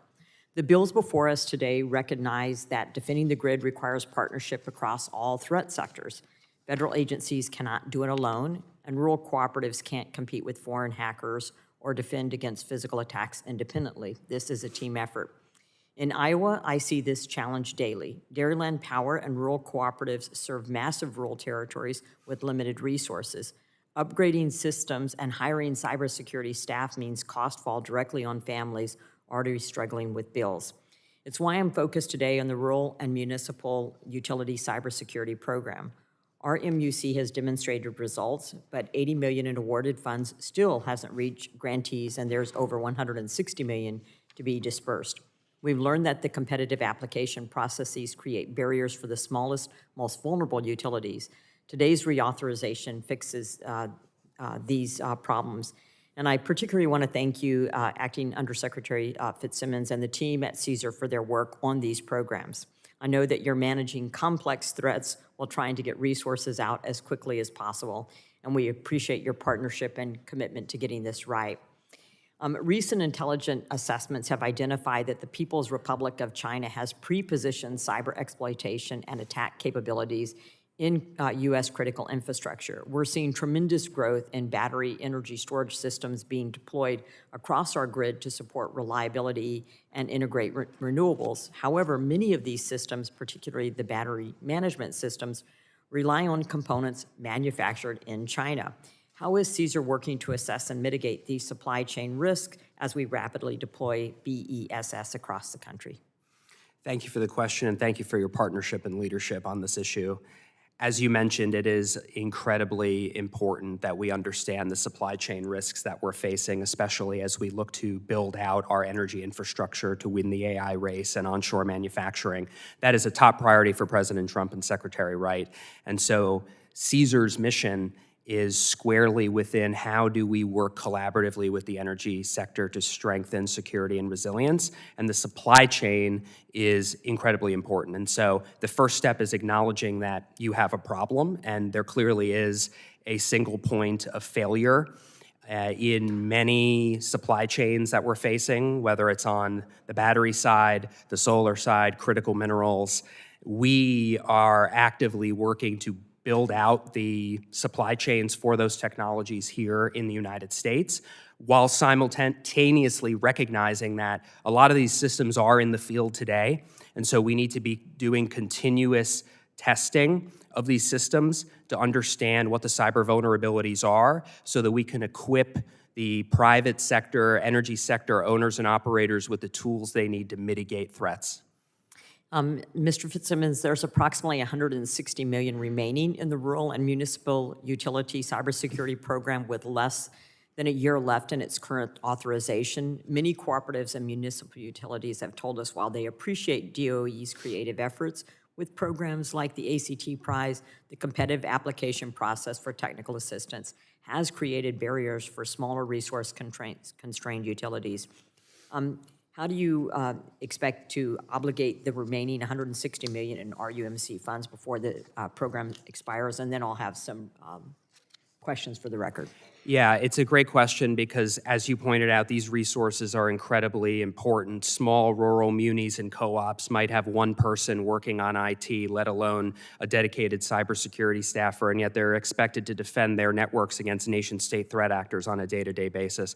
I would point out, and I think the timeline is very important here, the IIJA was enacted by Congress in 2021. It took the previous administration 3 years to get any selections made for the RMUC program.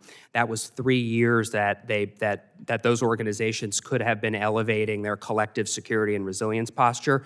We're moving forward with completing those contracts for the first batch of selectees. We've appreciated our partnerships with NRECA and APPA to make sure that those rural munis and co-ops have the resources they need, and we're trying to do it as rapidly as possible. The Thank you so much. My gentlelady's time time has has expired.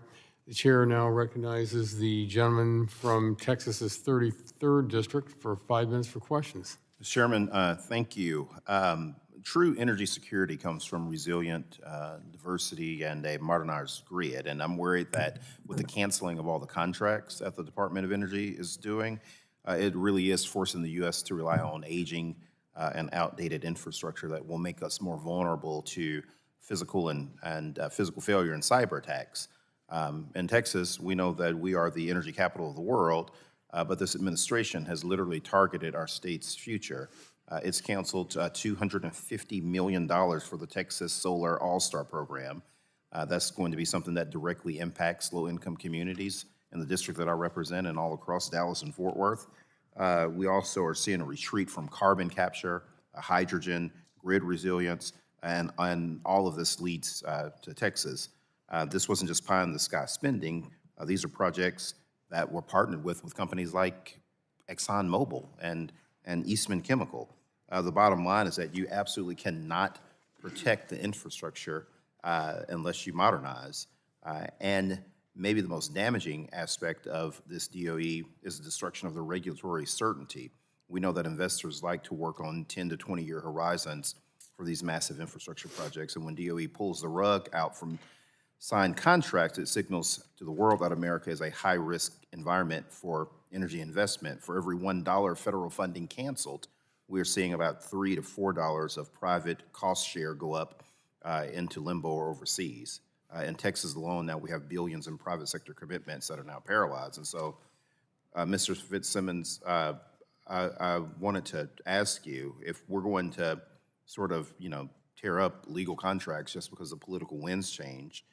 That worries me because that will be the type of thing that you would expect in some place like Venezuela, but not here. But I wanted to ask you, why would any rational investor put their capital into an American project if our word is now as unreliable as a dictator's? It just doesn't make any sense. And let me give you a perfect example of that. You signed off on terminating $331 million for the ExxonMobil project in Baytown and $375 million for the Eastman Chemical project down in East Texas in Longview. How does gutting the manufacturing base of Texas protect our infrastructure? Thank you for the question. As I mentioned, we have a responsibility to effectively steward taxpayer resources. 60% of the loan volume whereabouts that closed under the previous administration closed between Election Day and January 20th of last year. So we had to conduct a comprehensive review of all of those projects and all of the rest of the DOE portfolio, because we have a responsibility to make sure that the resources that taxpayers are providing meet certain criteria around national security and that they have a pathway to technical, economic, and financial viability. That is the work that we have been doing since day one, and that work will continue. Yeah, but I don't understand how going backwards and not investing in new technology is makes you a good steward of the money. How can you claim to be pro-energy while actively dismantling the tools that make energy more affordable for the people that need it the most? And I talked a little bit earlier about some of the projects in Dallas-Fort Worth for low-income families. As Secretary Wright has said, DOE is open for business. We have closed loans within this administration. We have rescoped and moved forward with lots of grant projects. We're doing a lot of exciting things in the nuclear area, in natural gas, in coal, in critical minerals, next generation geothermal. We are investing in a wide range of energy resources to make this country more affordable, reliable, and secure. Mr. Fitzsimmons, I wanted to ask you too, with the rest of the world, let's take the United States and our market share when it comes to energy and the innovation behind a lot of the energy that people use for their everyday lives. If you look at places like India, you look at places like Europe, a place like Norway where they have invested so much in their electric vehicle programs there, for instance. How do you think America is faring when it comes to the advancement and leading in the area of renewable energy? Because we know that the rest of that these countries that I just named, they want more and more renewable energy products. So regardless of how we may feel about it here in this country, how do you think we're doing when it comes to the competitiveness of us leading in innovation in the renewable space? And also, the gentleman has 10 seconds to answer that.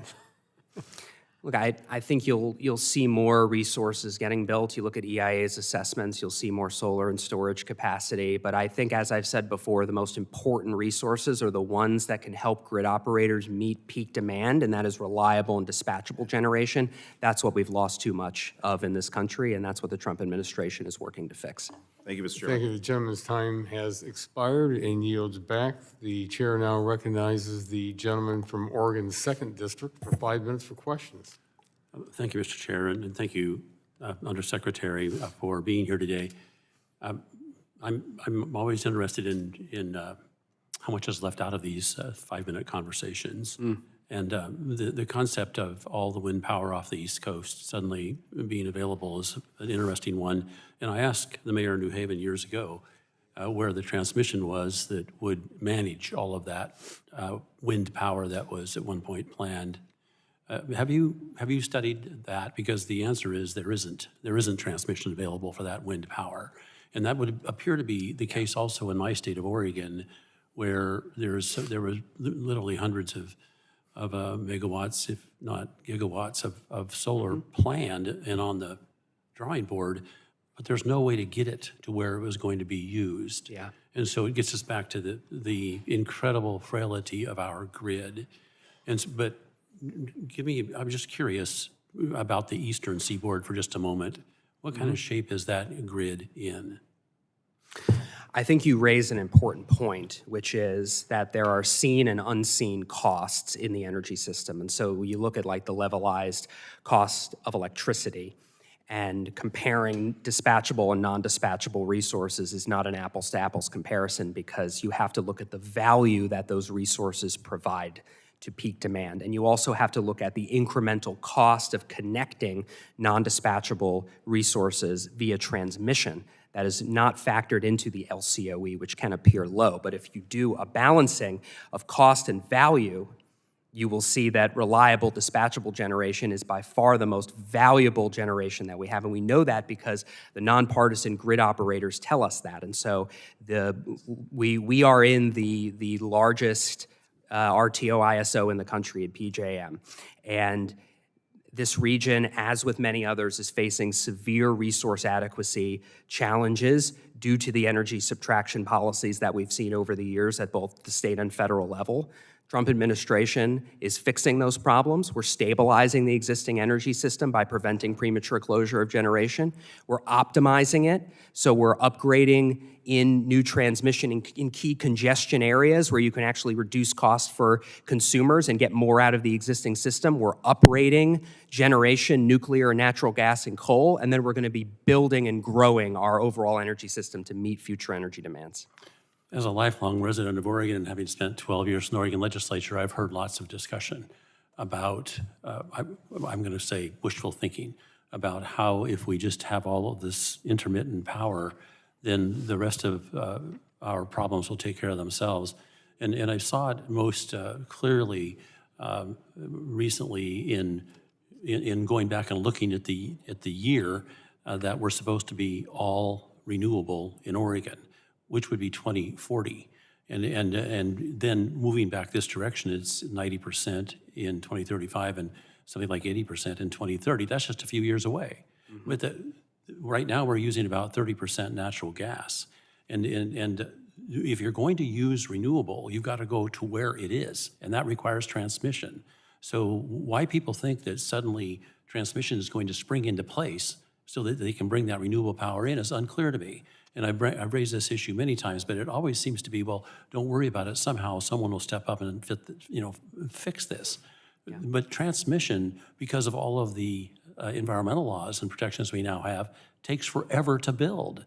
So tell me, how do we overcome this, the problem that I just called out, with avoiding the wishful thinking we've been hearing a lot of today? It's a great question. I think we need more transmission, but we don't need unconstrained transmission build-out. We need to be strategic about where it's being built. Otherwise, we're going to continue to put upward pressure on electricity prices. And electricity prices rose 20% under the previous administration and a lot more in some areas. We have to be very strategic. There are real system congestion costs in certain regions of this country that have sufficient generation, but just don't have enough capacity on the wires to move the electrons from where they're generated to where they're needed. Those are imposing, that system congestion is imposing billions of dollars of costs on American families.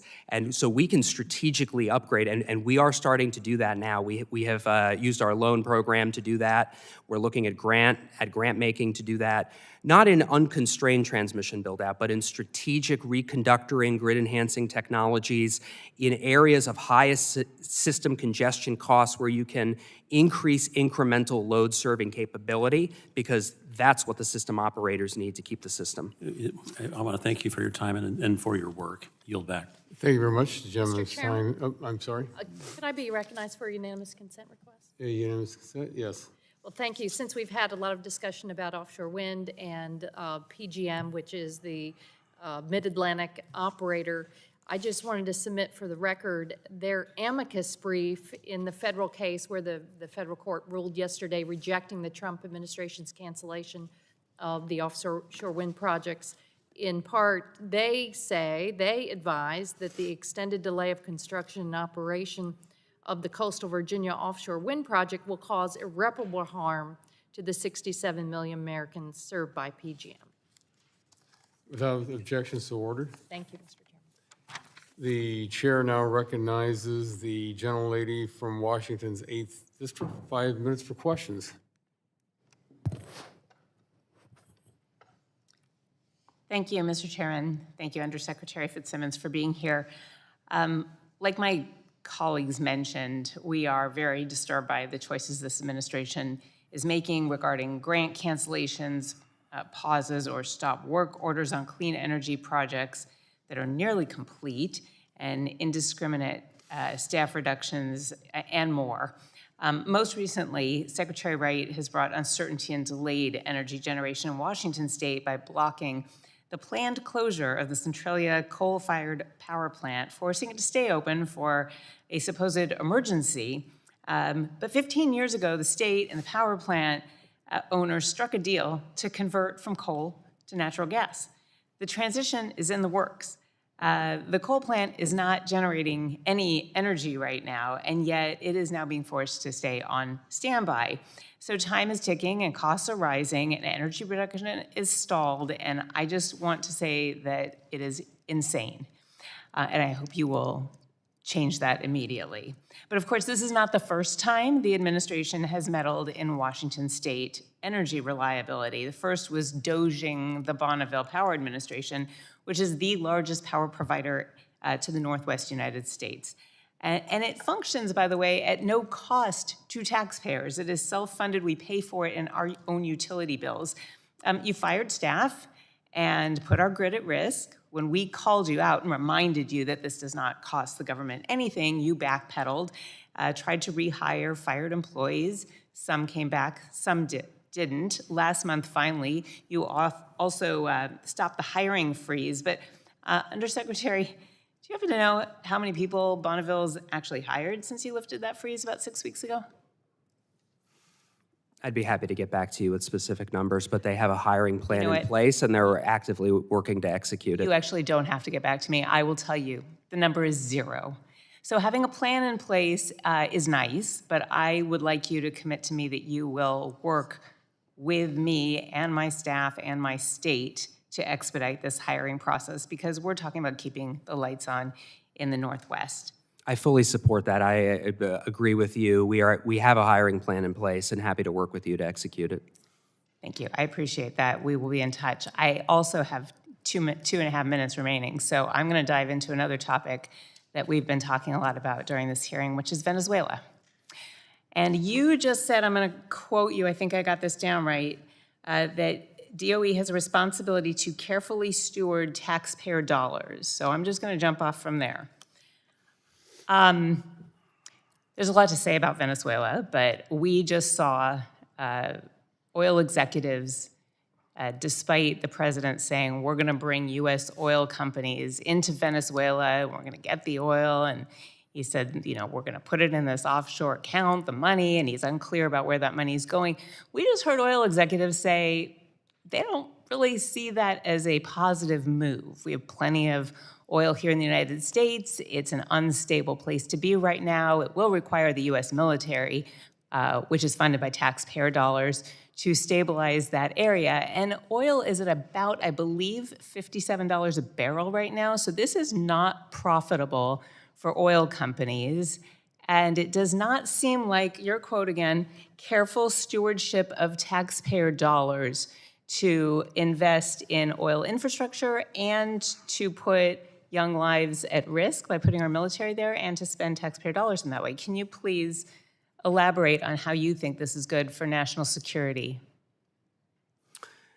I think you see a lot of enthusiasm from the energy industry to execute the historic energy deal that President Trump brokered, which will be a win-win-win for the people of Venezuela who will rebuild their infrastructure, for the U.S. energy industry that is interested. I don't think we're seeing that enthusiasm. I don't think we're seeing it from the industry. And frankly, I'm not convinced, based on this administration's track record, that the people of Venezuela are going to see benefits from that.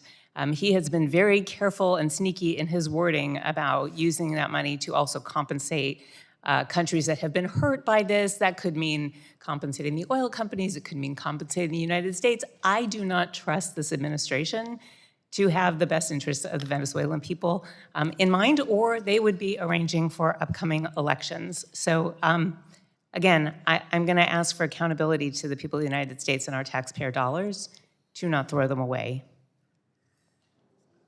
I yield back.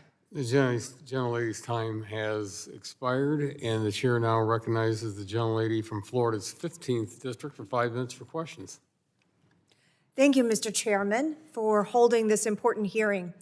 During my tenure as Florida's Secretary of State, and now my time as Congress, strengthening the cybersecurity of our critical infrastructure has been a priority of mine. Cybersecurity is a crucial component of our national security, and state-sponsored cyber threats such as Volt Typhoon continue to target U.S. critical infrastructure. It is important for this committee to continue our work bolstering the cybersecurity of our electric grid. I appreciate you being here, and I appreciate the opportunity to discuss further the Department of Energy's role in protecting our grid, especially through the Office of Cybersecurity, Energy Security, and Emergency Response, the tools and resources available for information sharing on threats, and the role Congress can play in strengthening the security of our energy infrastructure.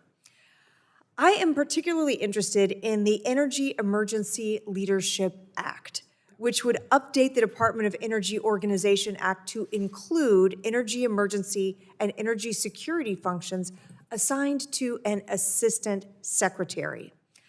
Mr. Fitzsimmons, will elevating the DOE's emergency response to an assistant secretary elevate the level of communication and coordination with other agencies?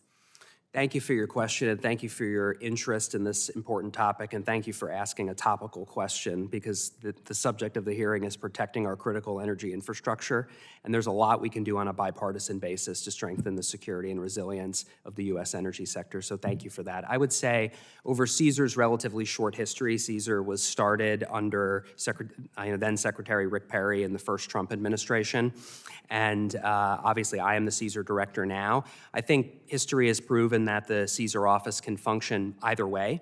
So I think what's more important than the particular title that the head of the office holds is the mission of the office, and that is incredibly important. We've been working on refocusing and clarifying the CSER mission because it is so important, and it's a new office, and sometimes new offices can kind of struggle to figure out where they fit. But what we've said is CSER's mission is to provide timely and actionable information to the energy sector that's then used to inform, to develop world-class cyber and physical security technologies. That information and that technology is used to harden and secure energy infrastructure. That hardening and security helps us prepare to respond and recover from cyber and physical incidents, the lessons learned from which help us provide timely and actionable information to the energy sector. That's a continuous, virtuous cycle, and that's the CSER mission that I'm so excited and honored to lead here at the department. You just touched on a couple of really important concepts when it comes to cybersecurity awareness, prevention and growth. Now, I understand the DOE is the sector risk management agency for cyber within the energy sector, and I would appreciate if you would elaborate on why timely and secure information sharing on cybersecurity threats, as you just mentioned, is important for us, both government, infrastructure, private sector. Why is that information sharing important? It's a great question. I think that is the foundation of what CSER does. We have an asymmetric capability with the private sector, despite the fact that private sector owns and operates more than 80% of U.S. energy infrastructure. We're the ones that have the clearances. We're the ones that have access to classified information. The vast majority of the private sector does not. And so we get real-time threat information about the threats that the energy sector owners and operators have to deal with on a day-to-day basis. And so we need to make sure that we have capabilities in place to strengthen our ability to rapidly share, and I use these words with meaning, timely and actionable. So it has to be done rapidly, and the information has to be delivered in a usable form. And so that's why capabilities like ETAC are so important, where we're co-locating cleared industry partners with the government. It's one thing for us to analyze information rapidly. We can do that. If we have cleared industry partners in the room, they can bring the actionable part and figure out, well, how do we address this specific vulnerability? How do we make this make sense to the rest of the industry? And how can we get that mitigation back out to the private sector as quickly as possible to strengthen our collective security and resilience? Thank you. Mr. Chairman, I yield back.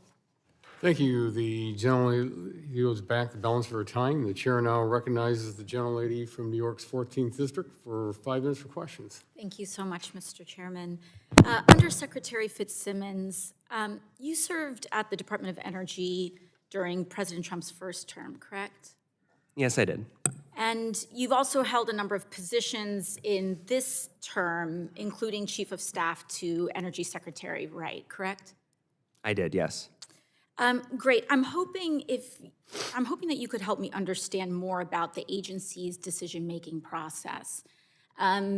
We've talked about how there have been many clean energy projects that have been canceled over the last year. In fact, since January of last year, over 170,000 energy jobs across the country on clean energy projects have been lost or impacted due to the policy changes from your department. One company canceled plans for a battery manufacturing facility in Buckeye, Arizona. That cost 6,400 jobs to the local community. Glendale, Kentucky has lost over 150,000 jobs due to another manufacturing facility closure. As Chief of Staff to Secretary Wright and as acting Undersecretary, were there assessments done on how many jobs would be lost due to these decisions? Well, my understanding is that when an applicant submits an application, there is a comprehensive assessment because we need to understand I'm not what the speaking to jobs. applications. I'm talking about, policy changes around tax credits, around other sorts of. I mean, it can include applications as well. But did you do an assessment on how many American jobs would be lost prior to you making your policy conclusions? I think we're always continuously assessing the impacts of the decisions that we made. Did you do the assessment on how many jobs would be lost before making a choice, or did you not do the assessment? We review the applications as they come in, and part of that can be the jobs that they sounds like create. a no to me, Undersecretary, that 170,000 Americans have lost their job due to the policy changes implemented by you and your department, and you didn't even think about it. There was no assessment. 170,000 Americans out of a job, out of health insurance, out of any opportunity. Battery manufacturing plants in Georgia, Arizona, Kentucky. And you are telling me that there was not an assessment done on how many Americans were going to lose their job before you made your decisions and before this administration made decisions on revoking tax credits, manufacturing credits that were going to affect these facilities, That is what I'm being told today. Is that correct? No, as I mentioned, we have a comprehensive review process for all applications. And does that come process in. include how many jobs would be lost? Job numbers are That typically sounds like a no included to in me. the That applications sounds like that a we no receive. to me, Undersecretary Fitzsimmons. Now, I want to move forward. In Noonan, Georgia, a company planning a battery manufacturing facility walked back a $2.6 billion investment in the state of Georgia. The company cited the clean energy tax credits that were critical to its decision to invest in the project, and the Trump administration's reversal and decimation of these tax credits ended a $2.6 billion energy investment in the state of Georgia alone. You must be aware that under President Trump, the United States, in just a year, has lost $53 billion in clean energy investment in our infrastructure. So what I am trying to understand, since you have described yourself as spearheading the Department of Energy's dominance agenda, is why, and under President Trump's energy dominance executive order, it talks about good paying jobs. So how is this administration and how are you assessing these projects when we have resulted in a net loss of 170,000 jobs? As I've mentioned, we have a comprehensive review process. President Trump is focused on restoring American energy dominance after 4 years of disastrous energy subtraction policies. And so we're investing in an affordable, reliable, and secure So we're doing that by cutting energy American system jobs for and the then trying to American invade people. Venezuela to compensate? Thank you, I yield back. The gentleman's time has expired. The chair now recognizes the gentleman from New York's 23rd District for 5 minutes for questions. Thank you very much, Mr. Chairman. I'd like to start off, Undersecretary, to offer you some time to respond to in any way you want. Thank you. I think that it's important to recognize we have a real bipartisan opportunity here if we can focus on the purpose of the hearing, which is how we can work together these important cybersecurity bills, which I understand will be introduced on a bipartisan basis, and how we can work together to strengthen the security and resilience of the U.S. energy sector. That's what I focus on as CSER director, and of course in my other position as the acting undersecretary, I have a much broader remit over the entire energy dominance agenda. And you see, after years of energy subtraction policies that rapidly drove up electricity prices under the previous administration, we are stabilizing the energy system. We are optimizing it, we're investing in the future, and we're growing it because grid operators have warned we're facing shrinking reserve margins all across the country because of a lack of reliable and dispatchable power at the same time that we have growing energy demand.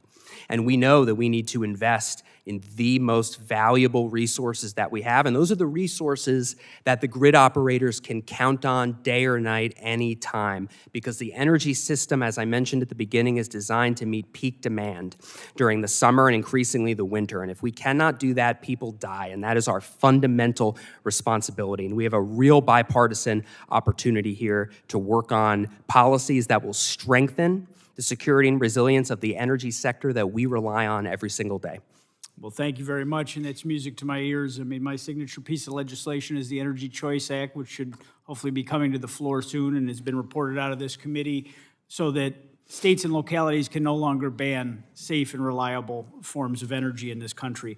I represent a largely rural district with long transmission lines, significant agricultural production, and energy-intensive manufacturing. When energy systems fail in rural America, the impacts are immediate. Farms can't operate, manufacturers shut down, and families lose heat in very dangerous cold winter conditions. Undersecretary, how does your office work with smaller utilities, especially in rural areas, to help strengthen defenses and improve resilience before an incident occurs? Yeah, I think this is one of the most important things that we do. I mean, it's one thing to work with larger companies, and we do. We have strong partnerships all across the energy industry, but 56% of Americans are served by smaller rural munis and co-ops. We have strong partnerships with APPA and the NRECA. The RMUC program is crucial to CSER's mission to elevate the collective cybersecurity of small rural munis and co-ops. As I mentioned earlier, a lot of these companies might have one person working on IT, not even a dedicated cybersecurity person, and yet they're expected to defend their energy systems on the IT and the OT side from increasingly sophisticated threat actors and nation-state threat actors. So unfortunately, there's a lot you can do with basic cyber hygiene. You can solve around 80 to 90% of most cyber vulnerabilities with basic cyber hygiene, multi-factor authentication, network segmentation, basic things that you can do on the IT and OT side, and you just need to have the tools and resources to do it. And I think that's one of the most exciting parts of this job, being CSER director, is that we have an opportunity to work directly with those utilities who need the help the most. Well, thank you very much. Not only is my district rural, but we also experience severe winter storms that can threaten grid reliability, fuel delivery, and emergency response for days at a time. During Winter Storm Elliott in 22, prolonged cold and high demand strained the electrical grid. It disrupted fuel supplies and it complicated restoration efforts. That storm underscored how weather alone can expose vulnerabilities across the entire energy system, even without a cyber or a physical attack. Undersecretary Fitzsimmons, how does DOE evaluate and plan for severe weather risks, and what steps does your office take to incorporate lessons from past severe weather events into preparedness, response, and coordination efforts? That's a great question because, as I mentioned, the energy system is built to meet summer and winter peaks. That is our fundamental responsibility to keep the lights on. And so one of the core capabilities that CSER has is a capability that's called Eagle Eye. It's run in partnership with Oak Ridge National Laboratory. And what that allows us to do is we have real-time situational awareness, weather-based, on power outages all across the country that are happening in real time. It's updated every 15 minutes. And so we have a war room, essentially, at the department where we have this Eagle Eye capability, and when there are, severe weather events or cyber incidents, and we activate, because we are the Sector Risk Management Agency, we are the ESF 12 function. When we do a FEMA activation, when there is severe weather, we have this capability that we can review in real time with the industry in areas where the energy infrastructure is impacted. We will do unity of effort, unity of message calls to make sure that the owners and operators in the impacted areas know what we know as quickly as we know it, and then we can all work together. Pardon me, the gentleman's time has expired. The chair now recognizes the gentlelady from Texas 7th District for 5 minutes for questions. Thank you so much, Chairman Latta. And Undersecretary Fitzsimmons, I want to follow up on a few of the things that have come up previously, and you were just testifying in response to questions about CSER's ability to monitor real-time threats, which is certainly important to the people that I represent in Houston and to people across the country. And one of the things I want to know is whether those threats to our energy grid and to our energy security have increased in 2026.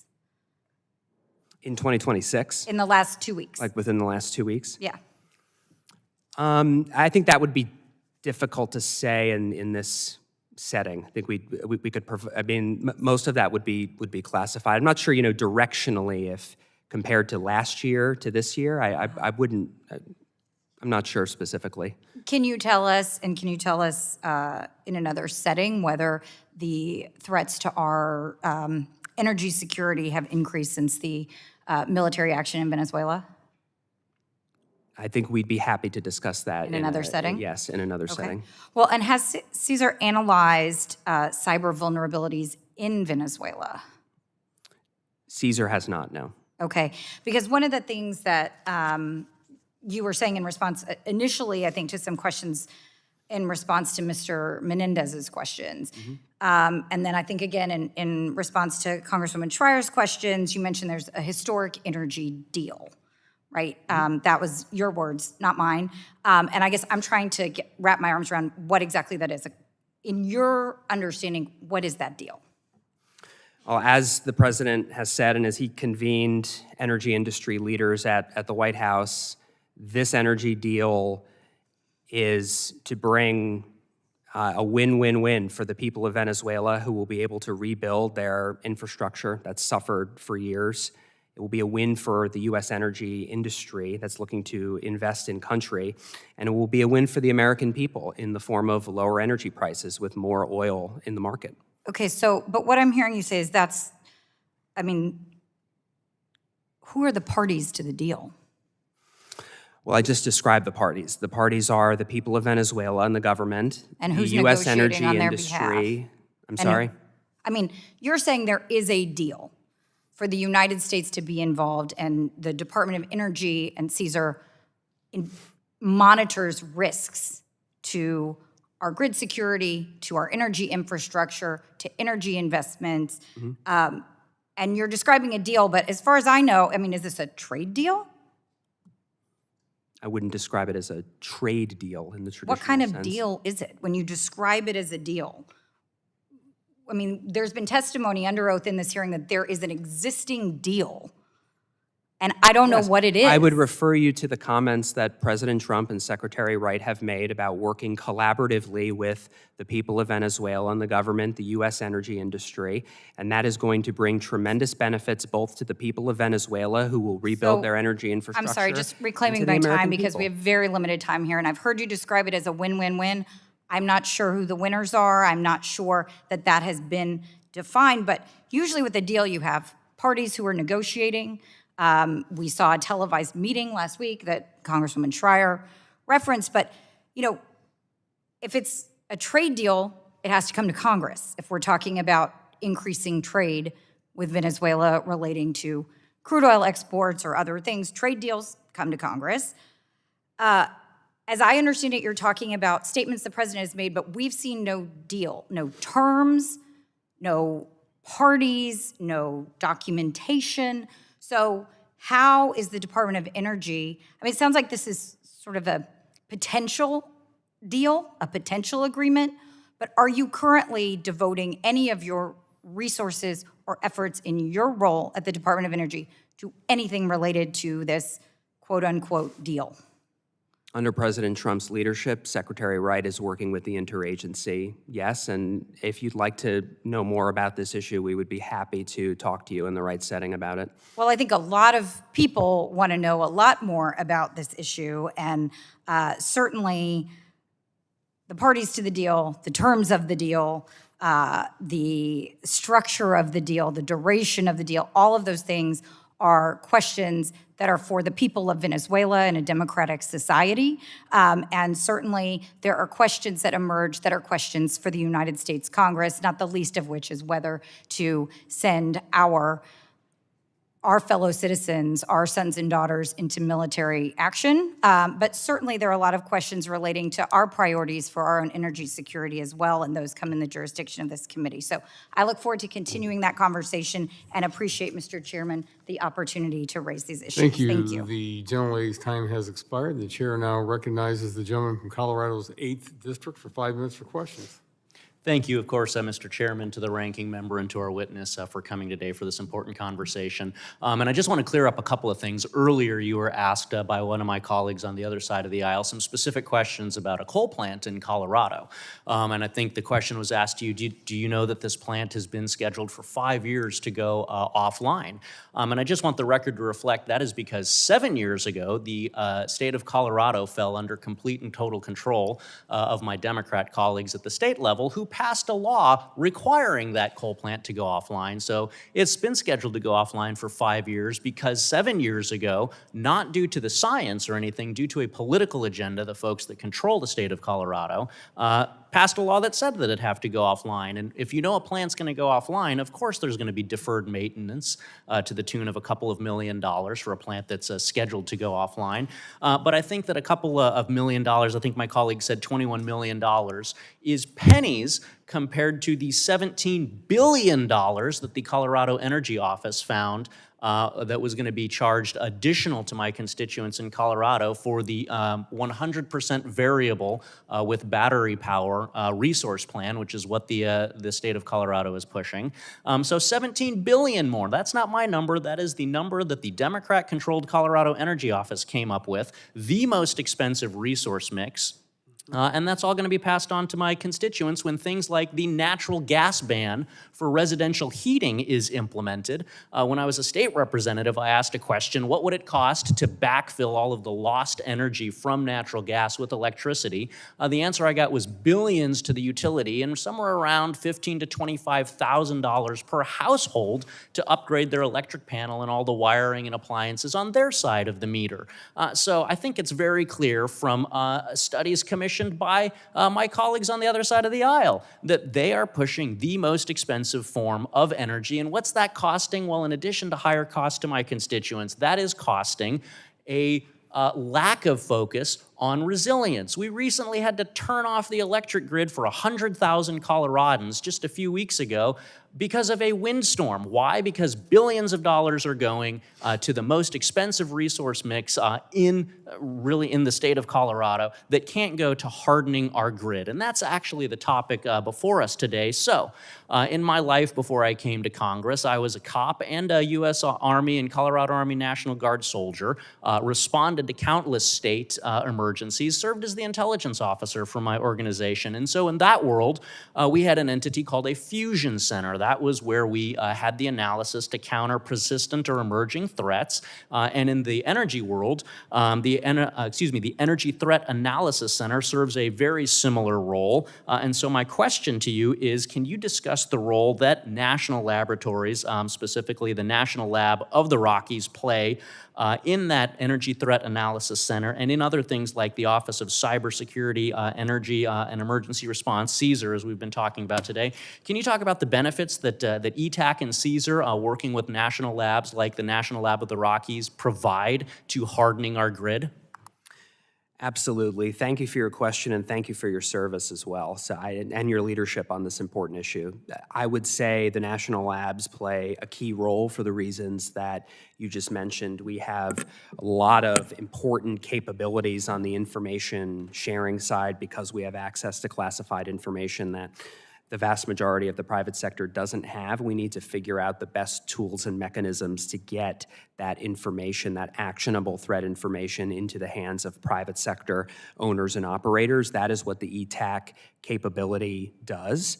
And I think it's an important one because it's one thing for us to work with the IC to analyze threat information, but it's another thing to actually do something about it. And I think that's what we're starting to change now and do it in a timely and actionable way, and in a way that is collaborative with the private sector. And so I think partnerships like ETAC are a very important way that we're doing that. So with my remaining 35 seconds here, as Congress considers reauthorizing ETAC, are there particular things that you see that we need to address to be able to enhance that public-private partnership to make sure that our grid and our energy resources are hardened? 23 seconds. Yeah, it's a great question. I would just say with the time remaining that we've done a lot of important work on ETAC. It is operational. It's an important capability. I think part of it was figuring out what ETAC is and isn't. I think there may be a tendency in government programs to have mission creep. So I think it was important to clearly define the ETAC mission. And from our perspective, the ETAC mission is to provide timely and actionable information to the energy sector. And if they can do that and do it effectively, it will be a great success. Thank you. Yield back. Thank you. The gentleman's time has expired and yields back. The chair now recognizes the gentleman from Texas's 12th district for 5 minutes for questions. Thank you, Mr. Chairman. Mr. Fitzsimmons, thank you for being here. Texas leads the nation in liquefied natural gas export capacity, making it a strategic national asset. How does the Department of Energy assess the risks of cyber or physical attacks on liquefied natural gas terminals by state-sponsored actors like China? Are those risks fully integrated in federal energy emergency planning? Thank you for the question. It's an important risk factor that we need to consider. These are important national assets for our national security, for our economic security. I'd say DOE is the sector risk management agency for the energy sector. Our mandate is to increase security and resilience for the entire energy sector. We have a series of subsector coordinating councils. We have one with the oil and gas subsector. That represents the entire value chain, upstream, midstream, downstream. I think it's important, and it's only growing in more importance as the United States becomes and has been the #1 producer of oil, natural gas, exporting our liquefied natural gas all around the world and keeping electricity prices low for American families and for manufacturers. It's a real competitive advantage that the United States has, our ability to produce abundant, low-cost natural gas. Our electricity prices, even today, even after 4 years of energy subtraction policies, our electricity prices are still 3 times cheaper than Germany and the United Kingdom, who have been actively deindustrializing their country because they have not had common sense energy policy. And that's what Secretary Wright and President Trump have brought back to this country, common sense energy policy. Yeah, thank you for that. You're absolutely right. It makes no sense what those other countries have been doing. As a border state with major energy corridors, does Texas face unique physical or cyber risks related to transnational criminal or state-sponsored actors targeting infrastructure? I think that's always something that we need to consider. I think if we were to have a more in-depth discussion about specific risks and challenges at the border, we would probably have to do it in a separate setting, and we'd be happy to provide that for you. That'd be great. Thank you very much. Mr. Chairman, I yield the balance of my time. Thank you. Thank you. The gentleman yields back the balance of his time. The chair now recognizes the gentlelady from Tennessee's 1st District for 5 minutes for questions. Thank you, Mr. Chairman, and thank you for being here today. As we've seen from Volt Typhoon and Salt Typhoon, cyber attacks can span across multiple states and federal jurisdictions. Can you provide more details on how the Energy Emergency Leadership Act can help implement predefined communication paths between lead agencies and their partners? Yes, I think DOE is a sector risk management agency for the energy sector. That's a role that we take very seriously. CSER leads that. We lead a series of subsector coordinating councils, with the power sector, with the oil and natural gas subsector. That's the primary mechanism through which we coordinate and collaborate actively with the entire energy sector. And I think that is fundamental to what CSER does, and that mission will continue. Yeah. The energy sector also faces threats from a variety of actors and a variety of threat vectors. This includes nation-state threats, directed attacks on energy infrastructure, attacks against vendors, and vulnerability with supply chains, criminal actors, and a whole host of things. And the DOE's Energy Threat Analysis Center has been a key asset for industry and government in combating these threats. What's the value of the intelligence community hearing from industry about how equipment may be used in the grid and in its energy systems? I think it's incredibly important that we collaborate proactively with the IC, and we do, and ETAC is one of the ways through which we do it. We have access to classified information that the vast majority of the private sector does not. We need to figure out how to close that gap because, as I've mentioned, the vast majority of U.S. energy infrastructure is privately owned and operated, and they're the ones on the front lines every day facing these risks. And so we need to make sure, as the government, that when we have access to threat information, we can get that to the private sector as rapidly as possible. And so with ETAC, as I've mentioned before, we have cleared industry partners working right alongside CSER staff, DOE, Office of Intelligence and Counterintelligence staff, so that we can work collaboratively to identify threats quickly, figure out how to mitigate it, and then get that information back out to the private sector. How does ETAC help facilitate that two-way collaboration? Because we are physically co-located together working on it in real time with cleared industry partners, so that are supposed to represent the entire energy industry. And so obviously not everyone from the energy sector can be there with us, but we get certain representatives from companies that are volunteering their time and their resources to this important mission. And so they hire people full-time to reside at ETAC and be there and work alongside our staff, because that is the only way we can do it. It's the only way we can develop that information on a timely basis and get it out in an actionable way. You know, when I was on Homeland, when I first came here, we had a hearing on Colonial Pipeline, and they were really beating them to death because of the cyber hygiene protocol that fell under TSA, that they did not do that. But people are reluctant to give you that information in a lot of cases because if it's not required, you know, and that would have been devastating to us because the operational side and, you know, they don't own the gas or oil that they transport.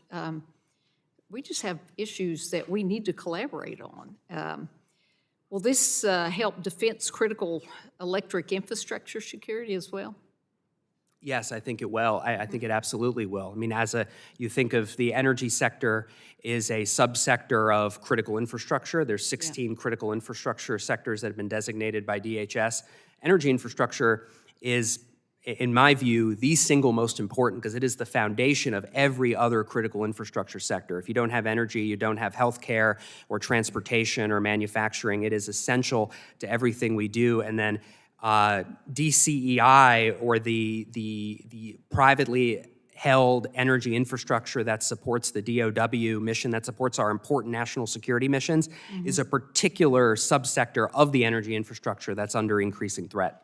Well, I visited ORNL, you know, at the end of last year, and it's really exciting to see Eagle One and what they do to bring those comprehensive threats, especially with TVA being located there. So thank you for your time today, and Mr. Chairman, I yield back. Thank you. The gentleman yields back. The chair now recognizes the gentleman from Michigan's 10th District for 5 minutes for questions. Thank you, Mr. Chairman, and thank you, sir, for your time and your stamina. Grid security is national security. If the lights go out, everything else follows. Public safety, hospitals, manufacturing, water systems, our military readiness. Cyber threats are real and growing, but they are only a part of the risk.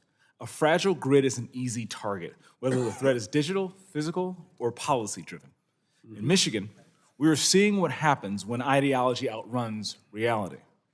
Last year, the Department of Energy was forced to issue Section 202C emergency order to keep the J.H. Campbell coal plant online. That plant was scheduled to close under Michigan's rush to meet politically driven net zero mandate. DOE stepped in because closing it would have threatened grid reliability for millions of people across MISO region. Let's be clear about what that means. The federal government had to declare an emergency to keep the power on in Michigan. That's not a success story for energy policy. That's a warning sign. Governor Whitmer's Green New Deal mandates are forcing reliable base load generation off the grid while championing unreliable intermittent sources. As a result, MISO is operating dangerously thin reserve margins. When reserves are tight, operators have fewer options. That makes the grid more vulnerable to extreme weather, cyber attacks, and cascading failures. You cannot secure a grid that you have intentionally weakened. Energy security requires an all-of-the-above approach, and we must ensure it's a strategy that actually works.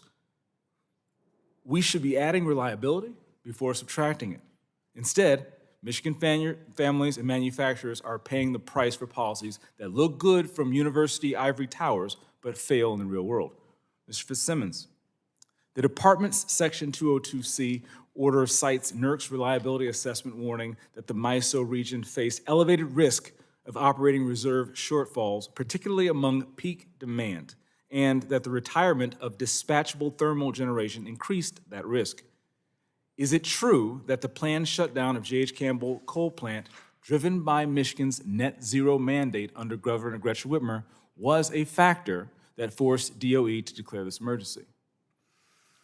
Thank you for your question and your leadership on this issue. I think you nailed the crux of the issue, which is, on day one, President Trump declared a national energy emergency. As I mentioned before, that declaration has been validated by the nonpartisan grid operator, NERC. As you mentioned, they have called the current situation created by the disastrous energy subtraction policies of the previous administration a 5-alarm fire for the grid. And that is because Anytime you prematurely close reliable dispatchable generation and do not replace it adequately with reliable dispatchable generation, you will see shrinking reserve margin, growing resource adequacy challenges at a time when we are trying to build the infrastructure that we need to meet future load growth and win the AI race and onshore manufacturing. So it makes absolutely no sense that you would subtract reliable, some of the most valuable electricity that we have is that which the grid operators can accredit to meet peak demand, because that is what the system is built for, to meet peak demand in the summer or the winter time. That's exactly right. We all want clean air and clean water. We all want safety, but we also need affordability. We also need advancement, and making sure that we're operating in the realm of reality are essential to doing so. Last questions, Mr. Fitzsimmons, again. DOE extending this emergency order because MISO continues to operate with dangerously thin reserve margins, limiting flexibility during extreme weather or cyber attack. From a grid reliability standpoint, grid security standpoint, do these net zero agenda items, prioritizing the shutdown of thermal baseload power, directly increase the likelihood of future emergencies that make grid more vulnerable to cyber attacks and physical threats? I would say absolutely. If you are prematurely retiring reliable dispatchable generation and you're not replacing it with reliable and dispatchable generation, the net result of that will be a weakened energy system and higher costs for the American people. Thank you. We want affordability and we want reliability as well. Thank you for your time, Mr. Chairman. I yield back. Thank you. The gentleman yields back. The chair now recognizes the gentlelady, the at-large member from North Dakota, for 5 minutes for questions. Thank you, Mr. Chairman. Well, I'm so excited I got here for that great exchange, because that is exactly the reason why I ran for Congress, was because of my concern over what Representative James just outlined, this 5-alarm fire that we have in our country of being at dangerous risk of not having enough power to meet demand today. And we're still retiring, we're still pursuing these mandates at a rate that isn't supported by technology today, and we need to correct that policy, and we're working hard to do just that. You are working hard to do just that, so thank you, Mr. Fitzsimmons, for all your work there. Thank you. Today's discussion about cybersecurity is one that, as a utility regulator, I always dreaded, because it feels so, like impossible. It's tough. This is a tough issue. So I want to thank you for all that you are doing to try to minimize the risk that we face on this side of the issue of reliability, which is the cyber risk. So can you tell me, how is DOE preparing the energy sector, particularly our grid operators, for a scenario where we have a cyber attack and it escalates alongside geopolitical conflicts? That's a great question, Congresswoman, and thank you for your leadership on this and other important issues for the security and resilience of the grid. I think that your question is an important one, and it is something that we take very seriously. So I think part of Caesar's core mission is, we have to do blue sky training and exercises with relevant stakeholders, many of which you just mentioned, states, grid operators, local communities, and of course the energy sector. And we do that every year. So we have an annual exercise series that's called ClearPath, and I was honored to attend last year's ClearPath session. It described the exact kind of scenario that you're talking about. It was based in, the meeting was held in Boston. It looked at the Northeast region, which, as you know, has dangerously constrained natural gas pipeline capacity that, due to political decisions, is not only raising costs for people in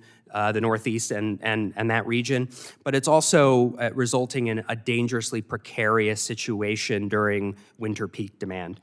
And so the scenario that we focused on and the types of scenarios that we need to focus on are just that. What happens if you have a severe weather event in a region that's known to get a lot of snow, the Northeast, and you have constrained pipeline capacity, and you have an opportunistic cyber attack from a nation-state threat actor?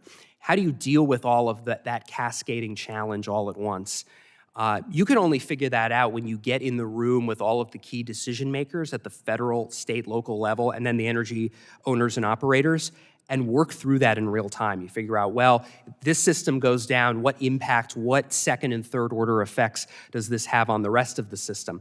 And I think some of the challenges we find are around how do you ensure effective use of communications when you're operating in after a weather event and a cyber attack. So you're not running on all cylinders. Now all of a sudden your main communications infrastructure goes down. So I think the interconnectedness of the energy sector with telecom and water and transportation are also a key component of this. I think you only start to understand all those contingencies and second and third order effects when you do blue sky training and exercises like we do and get all the stakeholders in the room together to work on it. And so I'd invite you to come to a future session if you'd like, because I think it's really valuable. I would love to do that. So you do the exercises. Are there rule changes or requirements or standards that need to be set or are being set as a result of those exercises? And can Congress help in any way to make sure that the proper standards are being set and those then pushed down through the system to the, even just the small rural electric providers? Yeah, I mean, I think as you know, Caesar's mission is not regulatory. We voluntarily, proactively collaborate with the energy sector, but I would say there are existing standards that are in place at NERC. As you know, a lot of states handle this issue differently. I think it is growing in importance. I think there's more work, at least in my purview as the Caesar director. I think there's definitely more work we can do on our side, always more work that we can do to collaborate productively with the energy sector and those that have to make these key decisions. Excellent. Well, consider me a partner in that effort. If there's anything I can do to help, I'm here for you. Thank you for your work. Thank you. The gentlelady's time has expired and yields back. The chair now recognizes the gentleman from Pennsylvania's 13th District for 5 minutes for questions. Thank you, Chairman Latta and Ranking Member Castor, for holding this important hearing, and to you, Mr. Fitzsimmons, for testifying. Since taking office, President Trump has focused on American energy dominance. While bringing new generation online is certainly a critical component to establishing the dominance that we need, it will be equally important to upgrade and protect any new and existing infrastructure against threats, as you have outlined in your testimony today. We cannot maintain energy dominance over our adversaries if we fail to address vulnerabilities that leave our infrastructure exposed to attacks from outside sources that you have mentioned again today, like China and Russia, Iran and North Korea. Upgrading both the physical facilities and the cybersecurity measures throughout our electrical grid will also ensure reliable and affordable energy, especially during this period with increasing demand. Taking the necessary steps to protect our infrastructure now can help us to avoid the large costs that will be incurred in the event of a major disruption in the future. The area of Pennsylvania that I represent is rural and features many smaller utilities and rural electric co-ops. And while it is equally important to guard the infrastructure under their control, these groups often do not have the same resources that larger utilities have to make those necessary investments. That's why I'm happy to see the Rural and Municipal Utilities Cybersecurity Act under consideration today. This bill would reauthorize a program providing technical and financial assistance to these smaller rural groups to help protect them against the threats that we've outlined. Mr. Fitzsimmons, how does a program like this help ensure that rural areas don't lag behind, don't fall into that really vulnerable stage that you have outlined, and how do these necessary cybersecurity improvements protect this critical infrastructure? I think that's a great question, so thank you for asking it. I mean, this is one of the most important programs that I think we have at Caesar, because more than half of Americans are served by small rural munis and co-ops, and as you mentioned, they are under-resourced. They just do not have the same types of resources to devote to IT or to cybersecurity. They typically don't have like large security operations centers. They don't have a big group of people working on cybersecurity, and yet they face the same threats that better resource companies and organizations do. They are under threat just the same, and perhaps opportunistically even more so, because nation-state threat actors understand that they operate critical infrastructure and they don't always have the resources. They're under-resourced. And so I think it's incredibly important, and I think what's promising is that there's a lot that we can do with the RMUC program to elevate the collective cybersecurity posture of rural munis and co-ops. You can solve 80 to 90% of most cybersecurity intrusions and vulnerabilities with basic cyber hygiene. And so this is an area where a relatively small amount of federal resources can have a huge impact. Do you feel that the federal government can identify areas of need and leverage public-private partnerships and programs like these that will ultimately lower costs and provide that protection that you so eloquently outlined? I certainly do, sir, yes. I thank you. This has been a revealing and illuminating discussion today. I thank you for allowing me to wave on, Mr. Chairman, and I yield the balance of my time. Well, thank you very much. The gentleman yields back the balance of his time. The chair, seeing no further members wishing to ask questions of the witness, we want to thank you very much for appearing before us today and giving us your testimony. Members may have additional written questions for you. I remind members that they have 10 business days to submit additional questions for the record. And I ask our witness to do the best you can to submit those responses within 10 business days upon the receipt of the questions. At this time, we will now transition to the second panel of witnesses for today's hearing. And again, thanks very much for appearing.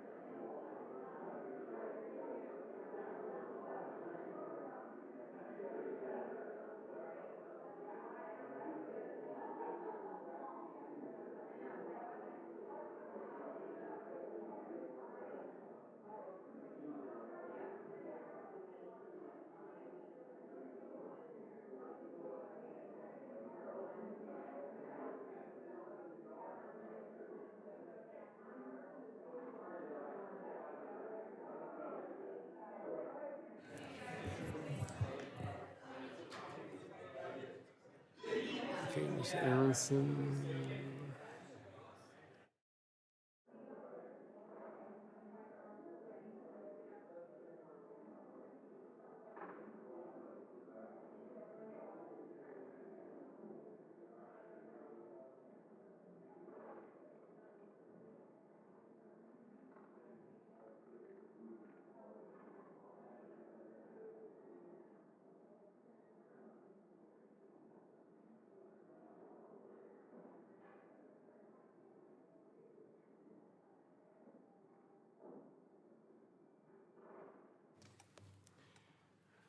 Well, thank you very much. We will convene our second panel, and want to thank our second panel again of witnesses for appearing today and taking the time to testify before the subcommittee.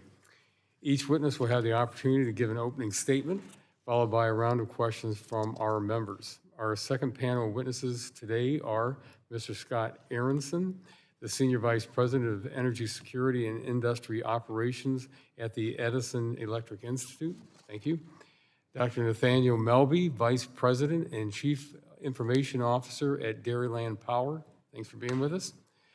Ms. Rebecca O'Neill, Research Principal in the Energy and Environment Directorate at the Pacific Northwest National Laboratory. Thank you. And Ms. Adrienne Loto, the Senior Vice President of Grid Security, Technical and Operations Service at the American Public Power Association.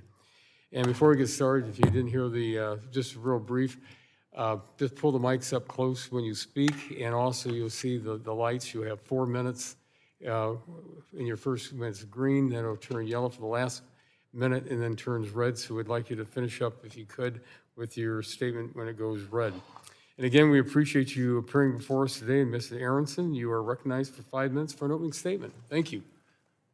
Chairman Lotta, Vice Chairman Weber, Ranking Member Castor, thank you so much for the opportunity to testify before the subcommittee on this important topic, protecting America's energy infrastructure in today's cyber and physical threat landscape.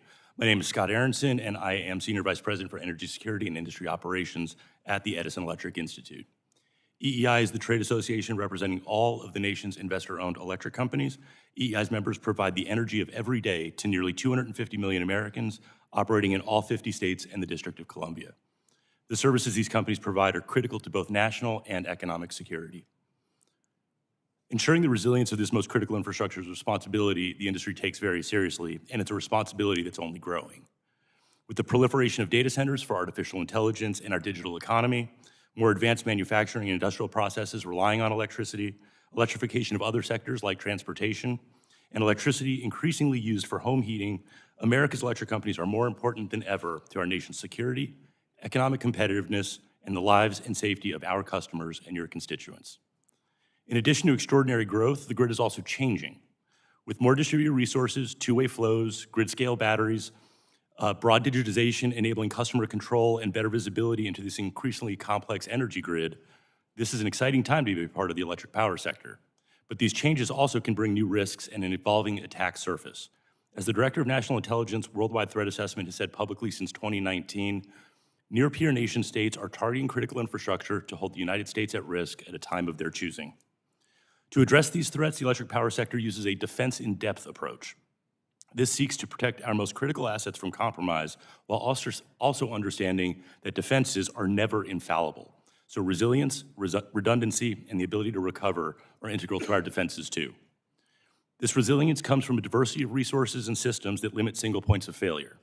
It also comes from the development and exercising of plans to operate degraded or to restart systems, known as black start, and perhaps most importantly, a culture of mutual assistance that supports response and recovery against all hazards. This is most apparent when storms hit, but has grown to include cyber mutual assistance capabilities and spare equipment sharing programs. The energy grid is one big machine with thousands of owners and operators. This community has found common cause to work together and with government partners to address the risks posed by Mother Nature and man-made threats. This is why today's hearing and the legislation the subcommittee is considering is so important. Public policy has helped to shape the sector and its readiness.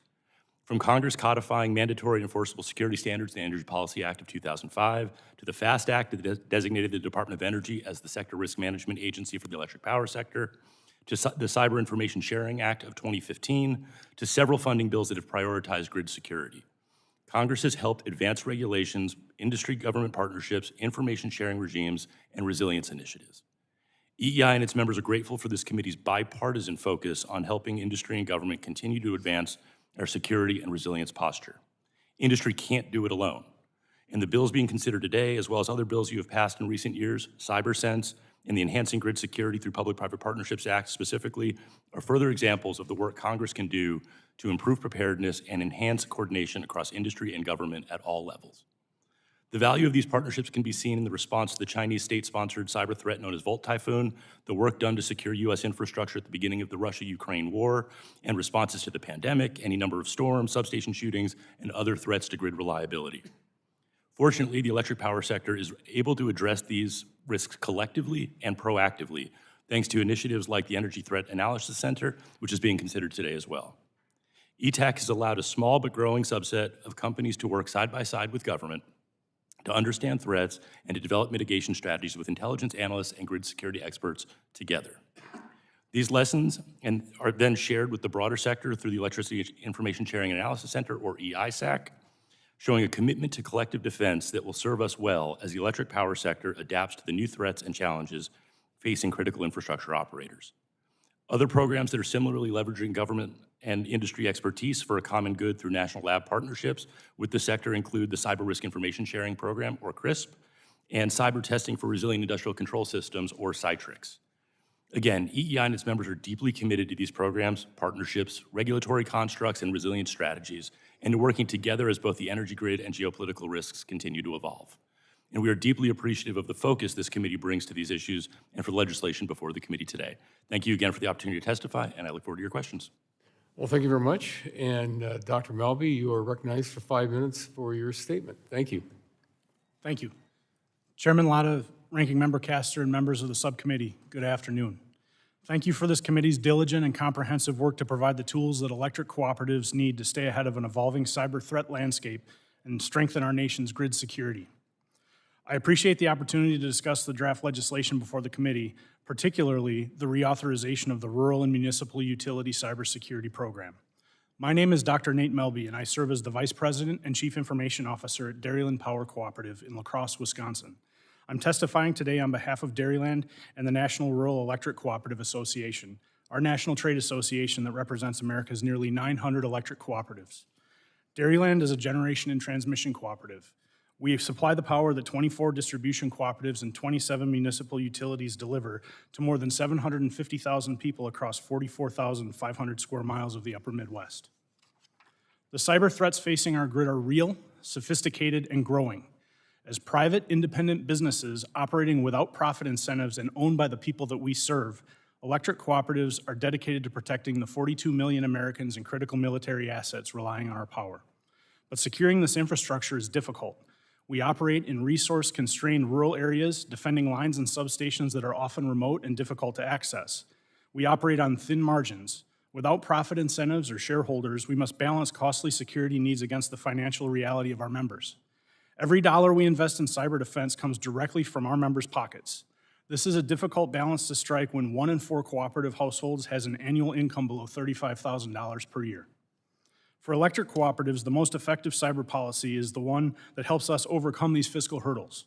This is why the Rural and Municipal Utility Cybersecurity Program is so critical.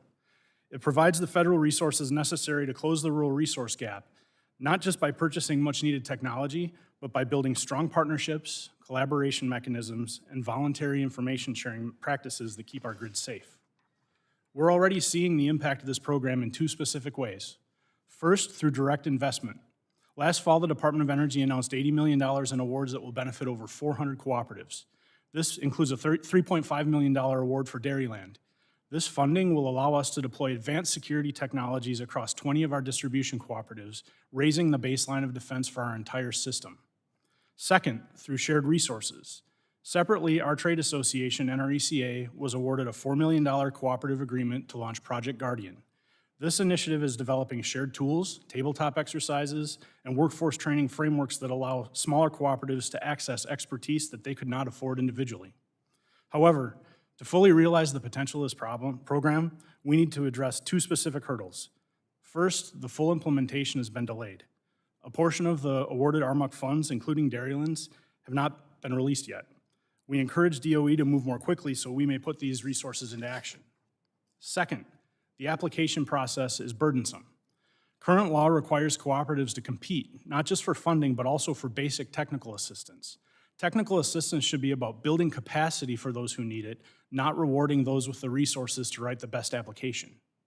We strongly support the draft reauthorization bill before the committee because it addresses these concerns by giving DOE greater flexibility to distribute the funds more quickly and ensures that support reaches the most under-resourced utilities. Beyond the RMUC program, we commend the committee for the comprehensive approach reflected in the other measures before us today. These efforts underscore the importance of a holistic strategy to protect our critical infrastructure across every segment of the energy sector. In conclusion, securing the grid is a shared responsibility. We are committed to doing our part, but we can't confront these threats alone. We urge you to advance the RMUC reauthorization to ensure that we have the resources to keep the lights on for 42 million Americans. Thank you, and I look forward to your questions. Well, thank you very much for your testimony. And Ms. O'Neill, you are recognized for 5 minutes for your statement. You want to just turn the mic on there, please? Yep. Rule number 1, thank you. Chairman Latta, Ranking Member Castor, and members of the subcommittee, thank you for the opportunity to testify today. My name is Rebecca O'Neill.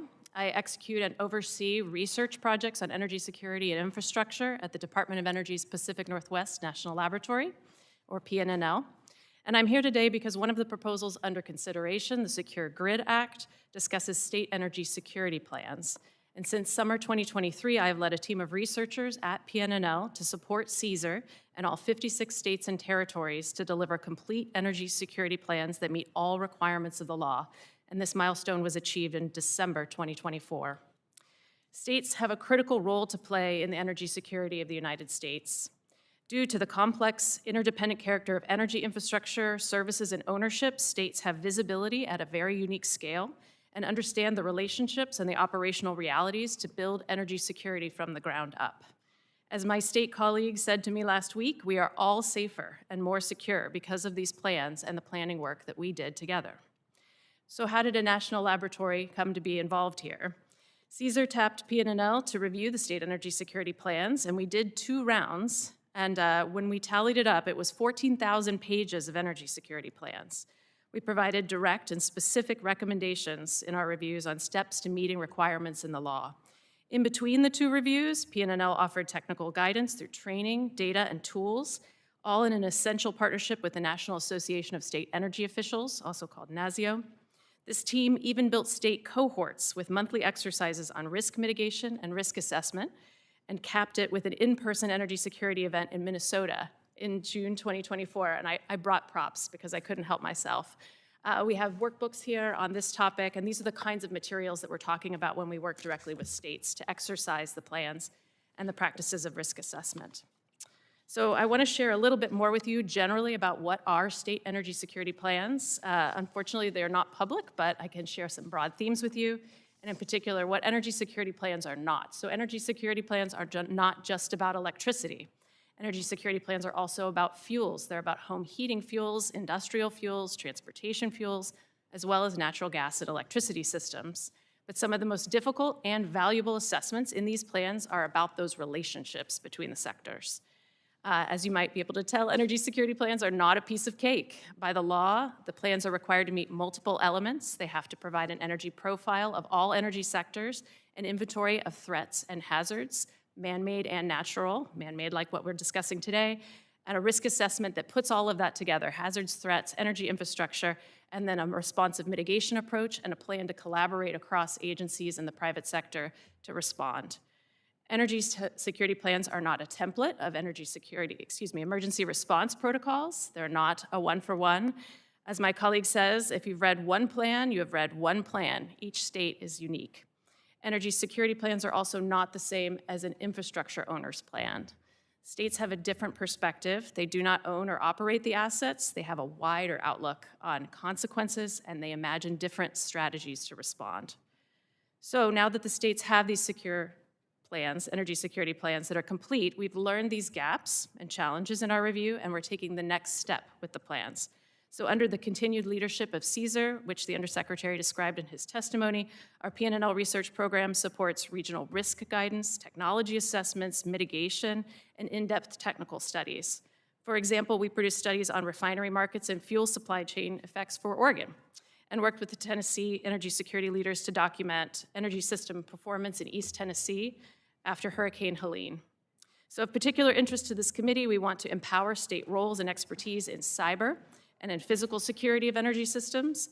And to this end, we've held a state-focused cybersecurity conference in Utah, and we hope again in Wisconsin this spring. And I have another prop from our last conference. So once again, you can see that this is a deep technical work that we do with the states.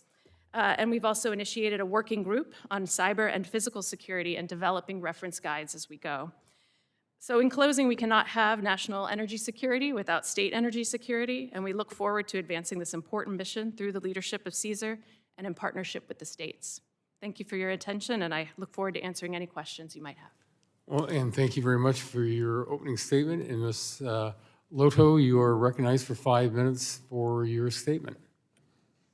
Chairman Lotta, Ranking Member Castor, members of the committee, thank you for inviting me today to testify. My name is Adrienne Lotto, and I'm the Senior Vice President for Grid Security, Technical, and Operations at the American Public Power Association, or APPA.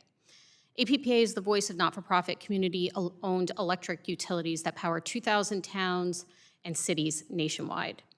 APPA represents public power before the federal government to protect the interests of more than 55 million people that public power utilities serve in 49 states and 5 territories. Public power utilities are load-serving entities with the primary goal of providing the communities they serve with safe and reliable service at the lowest cost.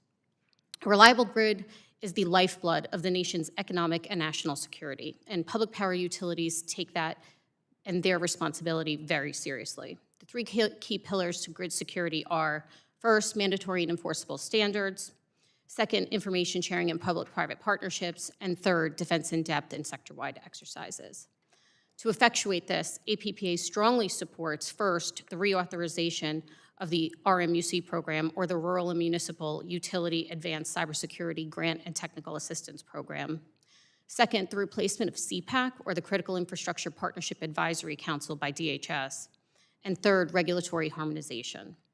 The electric power industry works closely with the federal government, including NERC, FERC, DHS, and DOE CSER as the sector risk management agency on matters of critical infrastructure protection.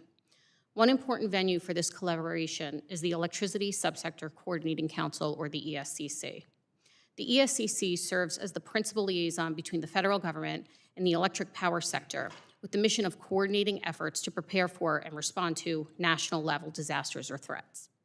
APPA and public power utilities play a leadership role in the ESCC, which includes CEOs and trade association leaders.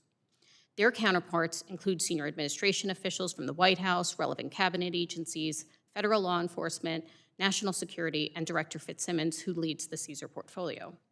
It must be noted that rescinding CPAC protections, in which the ESCC previously operated without any replacement, hinders the ability of industry to engage fully with the federal government partners. And this includes information sharing program areas like ETAC, a matter before this committee today. Industry was apprised by DHS that the administration proposed CPAC replacement is ready for publication in the Federal Register, and Public Power encourages the administration to finalize it quickly. Public power utilities also work very closely with state officials in the states in which we operate. As such, APPA is supportive of including distribution utilities in state energy security plans and in the Grid Secure Act. And turning next to the RMUC legislation in detail. Enacted in 2021, the RMUC program was authorized and appropriated $250 million in grants and technical assistance over 5 years to rural and municipal and small investor-owned electric utilities to enhance their security posture. APPA believes that this program is a once-in-a-generation opportunity to improve cybersecurity of under-resourced, not-for-profit utilities that should be extended and expanded. Through RMUC, APPA received a 4-year, $4 million cooperative agreement to establish the Cyber Pathways Program. This program is designed to support public power utilities with cybersecurity assessments, training, and a new cyber designation program to recognize utilities implementing cybersecurity best practices. The Cyber Pathways Program focuses on resource-limited public power utilities, connecting them with resources and improving their maturity and incident response capabilities. In addition, APPA has also been selected for negotiation of another financial assistance award of $2 million over 4 years to test and improve cybersecurity incident response capabilities at 19 public power utilities. APPA believes there is much more work to do to build on the successes achieved thus far in the program. And as such, We strongly support the RMUC Act, which would reauthorize the program through 2030. We believe this funding will yield dividends to the nation's security far exceeding the initial investment. Thank you again for your leadership in holding this hearing. We appreciate the bipartisan support and look forward to your questions. Well, thank you very much for your testimony, and we will be moving into the question and answer portion of the hearing. But I know in a couple of minutes here they're going to call votes, so I think we can probably get two sets of questions in here real quick. So I'm going to recognize myself for 5 minutes. And Ms. O'Neill, my bill, the Secure Grid Act, ensures state energy security plans take a holistic approach in securing interconnected energy systems and the potential for supply chain disruptions to cause vulnerabilities in security protocols. The growing digitization of energy systems will only require more collaboration between all parties to ensure a secure and resilient network. In your view, how does the Secure Grid Act ensure states are considering all potential vulnerabilities in increasing interconnected and digitized energy systems? Thank you for the question, Chairman Latta. The states, through the energy security plans that they have just completed, had to address cybersecurity by the law. They had to address the risks, and they had to profile sort of the state of knowledge. I'll say that they worked in close partnership with CSER, as the Undersecretary outlined, to understand some of those risks and the shape of those risks, and that state roles in cybersecurity are still variable. I believe Representative Fedorchuk referenced that. So they're still in very much a state of learning and emerging understanding. That's part of the work that we were describing before about having more working groups and more trainings, and this is a state of growth right now for those communities. So the Secure Grid Act makes it very clear that Congress would like to see the states pay more attention. This clarifies some of the roles for the states, that this is imperative for them, and it also clarifies over which part of the system that additional work should occur. So I believe the Secure Grid Act does clarify congressional intent for these plans going forward, and that should increase the security of those systems. Well, thank you.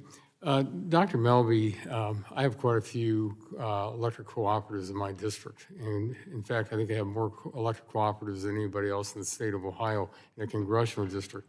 You were talking about the money that's going to be needed out there. And I know when I go through my electric cooperatives for visits, the amount of money that's being invested just to make sure they're cyber secure and to protect them. But a couple of things that always come up, you're talking about the sharing the expertise and the dollars they have to, two things that always come up. You need the personnel and you have to have the training. So could you touch on those 2 points? Sure. So as you mentioned, sir, we are not-for-profit at-cost utility providers. And so it is challenging for us because we need to be very discerning with the money that we spend. And we are committed and focused to securing the grid. And so in order to be able to effectively do that, we need to have advanced training, we need to have developed skill sets, and we also need the process and tools and technologies necessary for cyber hygiene so that we can provide that collective defense. And so although electric cooperatives are committed to that, the best pathway for us to achieve that is through partnership. Partnership with federal agencies, partnership with our National Trade Association to help not only develop those skill sets, but to have the additional skill sets available to back us up when we need them. Okay, thank you. Mr. Aronson, in this new era of rapidly increasing electricity demand growth, we need to ensure that pipelines that fuel power plants are secure. How might efforts of the DOE to enhance visibility over the supply and delivery of fuels for power informed on the pipeline security? So I'm going to evade the question a little bit. I'll say it on the front end to say how government wants to organize to handle these issues is very much the prerogative of all of you and the government. I will say the interdependency and reliance on pipelines for power generation shows we, the Edison Electric Institute, and we, the electric power sector, have a vested interest in their success. As Director Fitzsimmons mentioned, the Electricity Subsector Coordinating Council and Oil and Natural Gas Subsector Coordinating Councils are both firmly over at the Department of Energy. And so from an operational standpoint, with respect to sharing of intelligence, with coordination, with exercises, in fact, we conducted an exercise with our gas partners just this past August, the Edison Electric Institute did. There's a lot of really good coordination happening there. From a regulatory and oversight standpoint, again, that's going to be the prerogative of government. But at this point, we're very comfortable with how effective the partnership has been between the electric and gas sectors. Well, thank you very much. And I know I have about 20 seconds left, but I'm going to submit my other questions to you all in writing. And I will now recognize the gentlelady from Florida, the ranking member of the subcommittee, for 5 minutes for questions. Thank you, Mr. Chairman, and thanks to all of you for your testimony and advice to the committee. Ms. O'Neill, your testimony relating to the state energy security plans is very interesting. States don't have all the resources in the world, however, so I imagine they're having to make certain determinations on where they're going to invest to keep the grid safe and their system safe. In your experience working with the states, what do they rely on from the federal government when it comes to their security plans? Are there, talk to me about the grants or the technical expertise from the Department of Energy. What else? Pardon me, the states have a deeply interconnected relationship with the Department of Energy across all fronts, across all parts of the agencies. I've worked in my capacity at PNNL in technical assistance for states that support good regulatory decisions or technology assessments. So in this particular piece of energy security, CSER has a division that is explicitly focused on state, local, tribal, and territorial relationships. I believe that's addressed in a different bill in more detail, and that program is dedicated to those relationships and bringing states what they need, leveraging the power of the federal complex. So in my program, what we focused on mostly was everything from helping states have good data to baseline their information on, and again, across all sectors, and the sectors are really different, right? Very different ownership structures, very different levels of visibility and interaction. So the states already know quite a lot. I'll say the states already have really deep expertise, and some of the work we were doing was providing more of an opportunity to share that knowledge and put it in a comprehensive framework so that they could learn something new, right? So that the exercise becomes possible. The federal government supports not just the work of building the plan, right, but everything that comes after building the plan. So there's a deep investment in states being able to resource effectively, to have adequate tools, techniques, even software systems, right? There's so many things that the federal government will do. Undersecretary Fitzsimmons mentioned, for example, Eagle Eye, which is a capability that the federal government funds so that states can have access to real-time outage information at Oak Ridge National Laboratory. So there's a very large range of ways that the federal government provides direct resources to the states. Yes. Okay. Thank you. You're also the principal investigator for PNNL Connecting Transmission Corridors initiative, looking at public benefits that can be enabled through investments in power line corridors. Here we have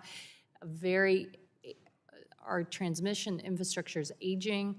Mr. Aronson talks about the greater complexity with virtual power plants, digitization, different distributed sources. How can transmission infrastructure and more grid connections enhance a state's energy security and overall grid reliability? Thank you for the question. It's an interesting one because states actually are the dominant entity that authorize transmission. So every state in the country has a different strategy. It could be consolidated authority. They could have a separate board that determines authorizations. And so a lot of state policy for transmission is executed through their regulatory authorities over transmission.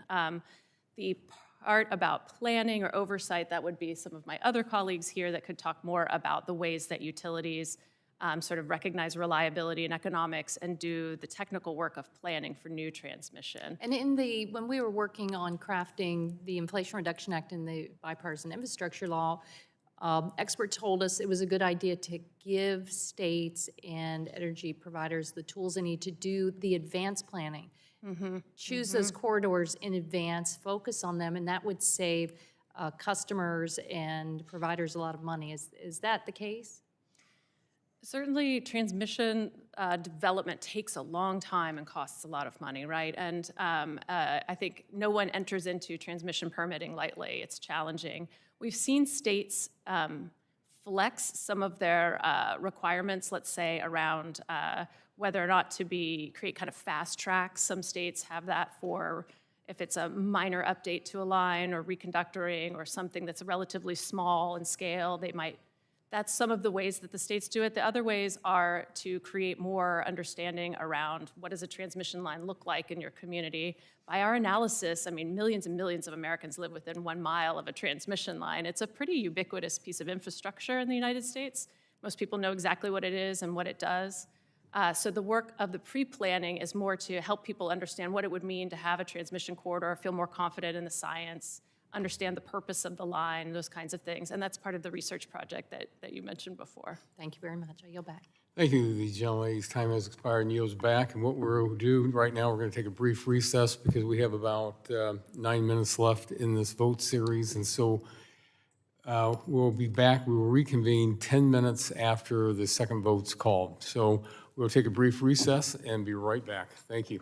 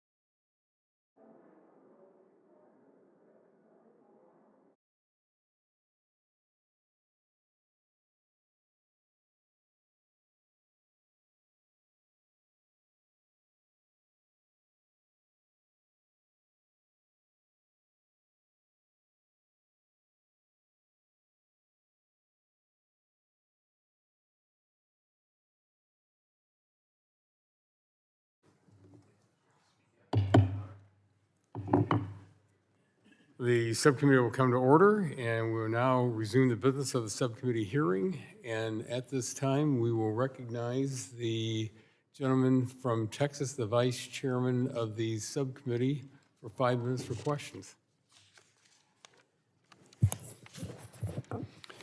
Ms. Lauder, I'm going to come to you. In your testimony, you raised the importance of natural gas for U.S. electricity generation. Can you please elaborate on how enhancing collaboration and coordination between the natural gas pipeline regulating agencies can improve not just what they're producing in terms of energy safely, but can also improve both cyber and physical security practices? Thank you for the question. Certainly, we enjoy a really robust collaboration with DOE and the ONGSCC on natural gas owners and operators together with electric power utilities. So anything that we can do to enhance and share threat information, vulnerability information that will ensure that our members, the utilities, are working and understanding those threats across the full generation fleet, including natural gas, is something that we're supportive of. So it's definitely something that's a system of systems from generation, transmission to distribution. CSER plays an important role, as do the electric utilities. Glad to see you shaking your head yes. Dr. Melby, I'm going to come to you next. Elected cooperatives, of course, what we call co-ops, are not-for-profit utilities uniquely governed by their members and customers. I know I'm telling Noah about the flood, right? Question is, how can co-ops balance the need for cyber and physical security upgrades without placing undue financial burden on their members, particularly in rural communities? You know, I'm from Texas. You can always tell a Texan, you just can't tell him much. But I'm from Texas, and we have some of those in my district. But how do you do the upgrades without placing undue financial burden on members, particularly in those rural communities? And what role does the rural and municipal utility cybersecurity program play in supporting that kind of delicate balance? Yes, sir. So I'll share one thing that maybe not everybody knows about electric cooperatives, and that is that 92% of the nation's persistent poverty counties are served by electric cooperatives. And so the fiscal reality of the costs and the challenges of the costs to serve our members is very real for us. The answer to some of those challenges is in shared services, where generation and transmission cooperatives collaborate more closely with distribution cooperatives, or maybe with statewide organizations, and of course with our national trade organizations. And we see that through programs that NRECA has, like the Threat Analysis Center program, or the Cyber Goals program, and also with a program like our MUC, where we can fund and elevate and collectively raise the bar together for cybersecurity. Right. Is it Aronson? Is that how you say that? Aronson. Aronson, that was my next guess. What would you add to that? So I've been called worse, by the way. First of all, I would say that we are very supportive of things like RMUC funding. I think the fact that the energy grid of North America has thousands of owners and operators, some of them investor-owned electric companies that EEI represents, but cooperatives, municipals, independent power generators, our friends in Canada, given that it is the North American grid, we need a rising tide that lifts all boats. And because of that interconnectedness and interdependency, having the resources and sophistication of all players, whether it's industry or government, working collectively for that common defense is invaluable. So Neil, I'm going to come to you. What would you add to that? Thank you, but I have nothing to add to my colleagues' comments. Thank you. How about those Houston Texans? No, well, Ms. Lauder, I'm going to come to you. What would you add to that? I concur with everything that was previously said. Enhanced coordination makes the most sense, and continuing to enhance that coordination between industry and government is just common sense, good legislation. Absolutely. And y'all know this, in the rural area of the United States, that's where our farmers and our ranchers live. And so much of this is so important because basically they feed America. You probably heard me say in the previous panel that the things that make America great are the things that America makes. And how do they do that? With a safe, reliable, affordable, dependable power supply. So what y'all do and what we're working on today is very, very important. Mr. Chairman, I yield back. Thank you. The gentleman yields back. The chair now recognizes the gentleman from New Jersey's 8th District for 5 minutes for questions. Thank you, Chairman. The Infrastructure Investment and Jobs Act was a historic investment and authorized several key cybersecurity programs, some of which we're discussing today. Ms. O'Neill, can you briefly highlight how the requirements, IIJA provisions on state energy security plans strengthen states' preparedness? Yes, sir, thank you for the question. So the exercise that I was describing in my spoken and written testimony is that states not only have to gather the entire profile of all of the energy sectors, including the suppliers of energy, so they have to kind of know their names, where they are based, how much energy they're supplying to where in their state across all sectors, but then they have to do an inventory of hazards and threats, which includes cyber and physical threats, man-made threats. And then they have to analyze the relationship between the energy sectors and those risks, those hazards. I'm sorry, they analyze the risks. And that is a complicated exercise. So just the work of planning is a big deal. So the gathering of information, the analysis of information, and then the conclusion around what priorities do you want to place on which risks, and then what kinds of mitigation. And again, these are states, so they don't fix the infrastructure directly, right? But they can enact policies, they can do studies, they can convene working groups.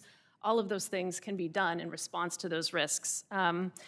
We saw states that were able to secure more staff for energy security because of the production of the plans. We saw legislatures investing more because they could read a plan and understand what the issues were.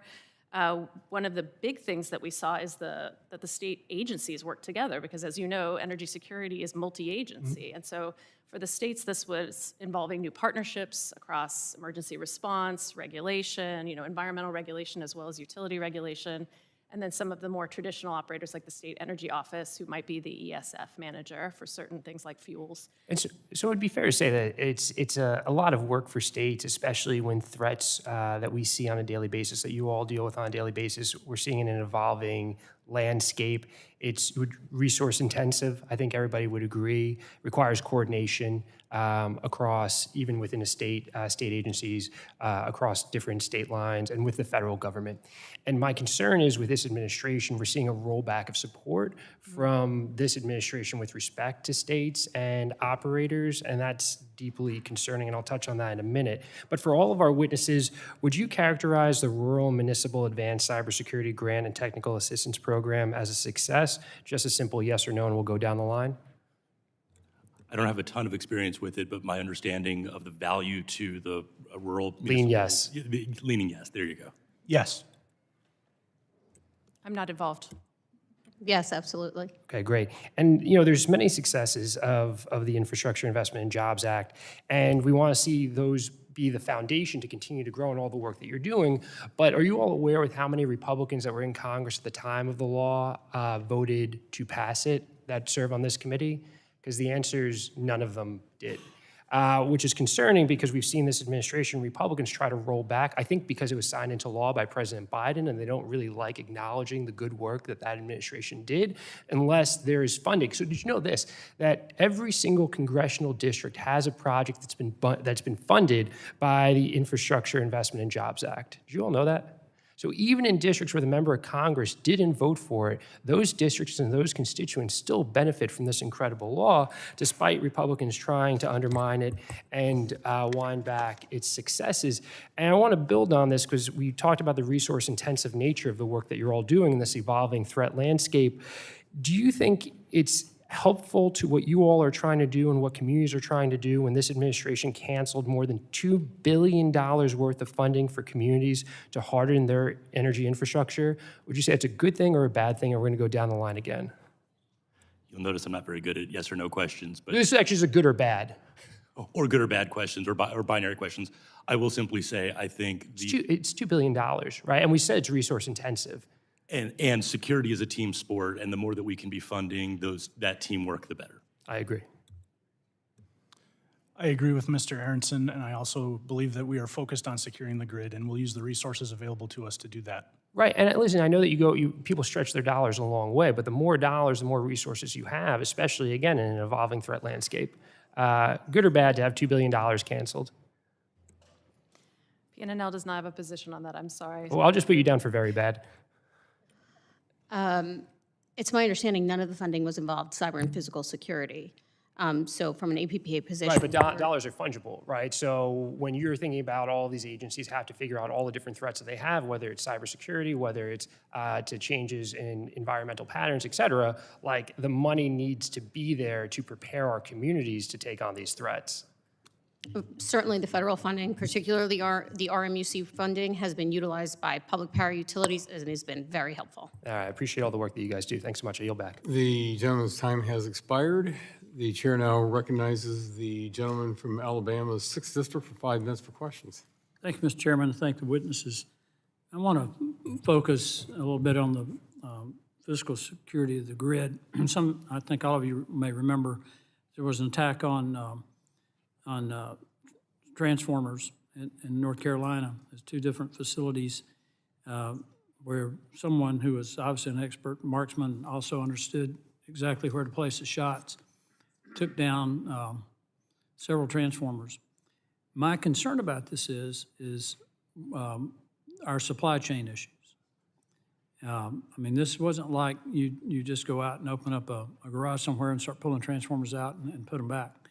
And one of the things that I've been looking at is the delay now in getting transformers on the procurement side. It's about 4 years. Mr. Aronson, I'd like for you to comment on this because I'm very concerned. And we had attacks, and I think 15 or 16, maybe more than that, attacks in the months leading up to the successful attack in North Carolina. Do you have the same concerns that some of us have about supply chain issues? It may surprise you to hear I have less concern about the supply chain, but more concern about the proliferation of those attacks. You go back to 2013, there was the Metcalf substation shooting. You had the 2 in Moore County, North Carolina, and there are a couple others that I could refer to. First of all, I think what's interesting about those is the Metcalf substation shooting did not result in any power outages. I think that shows the resilience of the system. The Moore County incident with 2 separate substations, 40,000 people lost power for 4 days. That showed the extraordinary work to respond and recover. Given these are soft targets that are all over the communities, it's going to be very hard to defend everything from everything all of the time. From a supply chain standpoint, what I would say is the electric power sector has built out some spare equipment sharing programs. EEI specifically started something called STEP, the Spare Transformer Equipment Program, and also built on that something called Spare Connect.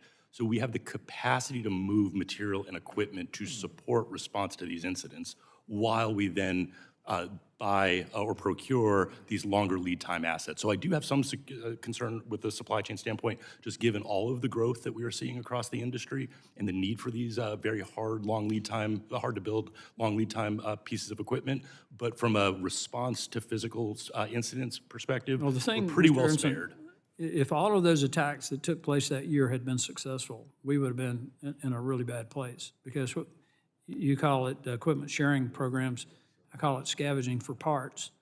That's basically what they had to do in North Carolina. And they did a remarkable job in restoring power in 4 days. But the other thing about it is, and I say this over and over again, we're in an arms race for artificial intelligence with China, and whoever wins this will not be a superpower, they'll be the superpower. And they have an inordinate amount of control over the supply chain for the things that we have to build out our power grid. Ms. O'Neill, would you like to comment on that? Thank you for the question there. I was nodding my head because it's trade-offs, right? I mean, there's more accessible, cheaper materials in certain places, but they introduce new risks, right? So we talk a lot about how to build a more cyber-aware system, you sort of have to start from the ground up, right? You have to build with security in mind and resilience in mind, but there's always these trade-offs you're managing between efficiency and security. We're dependent on things, though, for our own, even on the cyber side, refined rare earth elements, for instance. China had said that they were going to impose an embargo that would have started December 1st. We cut a deal with them, and they postponed that for a year. If we do not secure on supply chain, our grid is in peril, as will be a number of other, our military, our economies. And it's not just a U.S. problem, it's a Western Hemisphere problem. So those are some of the things that we're trying to address through this committee that we think are of paramount importance. Obviously, as I mentioned in the first panel, the attack on the Colonial Pipeline. the cyber threats. But we've also talked about the potential for an EMP event, which pretty much put everybody out of business.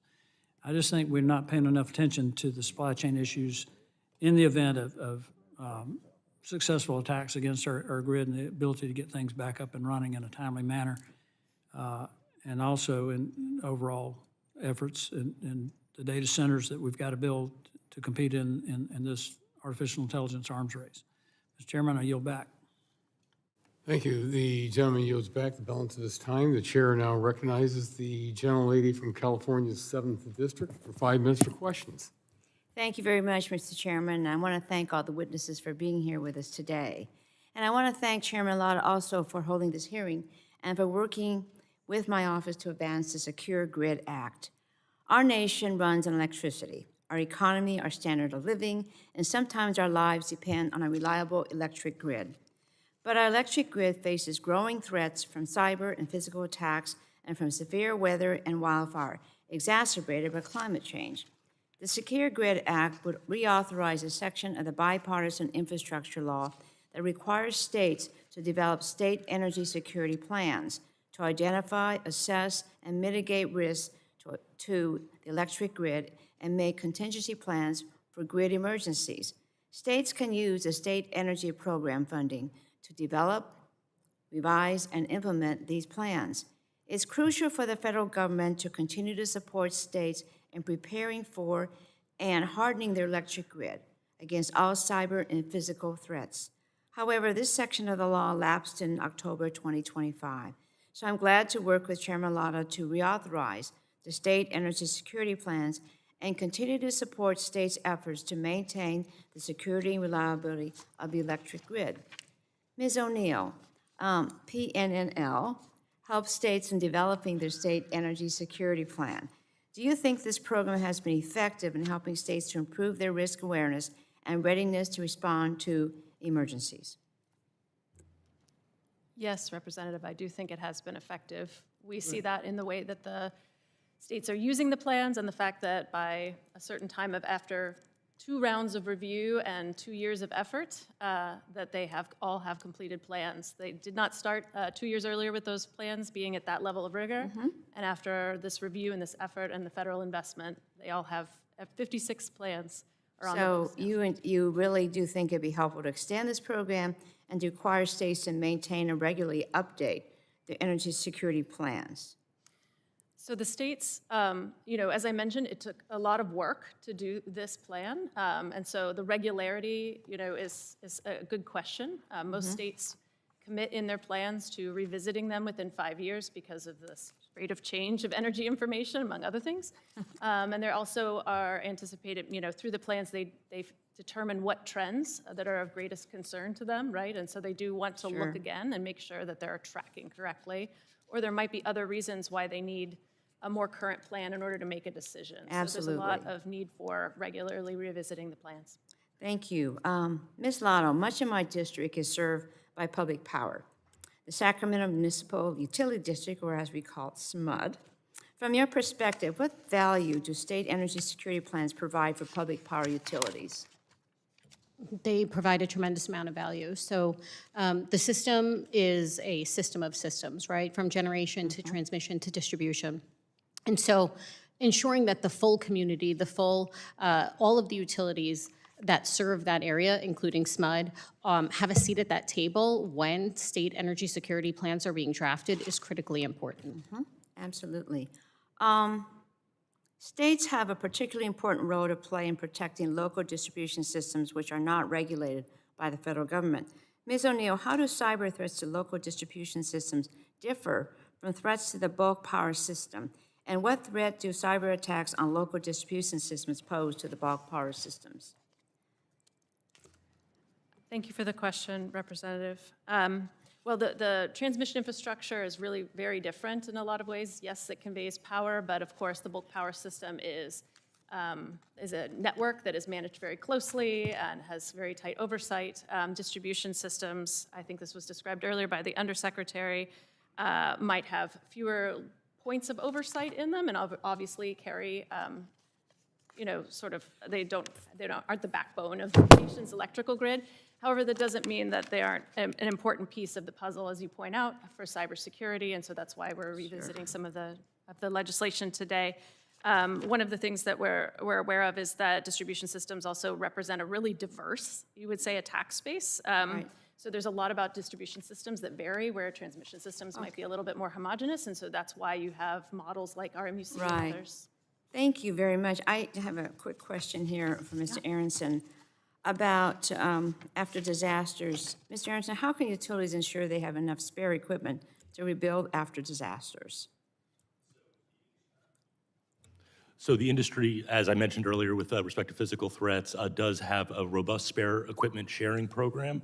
Many companies who operate in high-risk areas, whether it's wildfires or hurricanes or ice storms, will maintain storm stock with the anticipation that they're going to have to rebuild their system under duress. And so there is an extraordinary amount of planning that goes into that kind of emergency response. Well, thank you very much, and I ran out of time, so you're back. Thank you. The gentlelady's time has expired. The chair now recognizes the gentleman from Kentucky, the chairman of the full committee, for 5 minutes for questions. Great, thanks to have you guys here. Appreciate you being here for the afternoon. So this is, I'm gonna ask each of the panel, but Mr. Neal, I'm gonna give you a specific way to address it when it gets to you, okay? But we can just start from left to right. So, we have our race with China. It's critical for economic national security, and we must confront the use of AI by our adversaries like China to be able to attack and disrupt our critical energy systems. They're able to do that.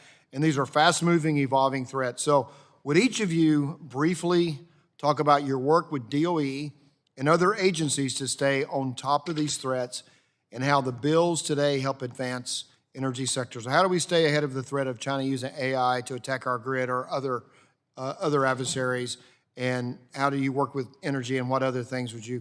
And Ms. O'Neill, when you get to you, if you would just, what role the national laboratories play to share information about AI risk and energy sector? All right, you start. So I'll start by saying that supply chain risk is a risk to national security. And I agree with the statements that have been made. We have a national security imperative to win at AI. AI needs data centers need electricity needs infrastructure, and infrastructure needs supply chains to support that. I will very ironically borrow a Chinese proverb. The Chinese proverb is, the best time to plant a tree was 30 years ago, the second best time is today. The best time to combat Chinese industrial policy was 30 years ago. The second best time is today.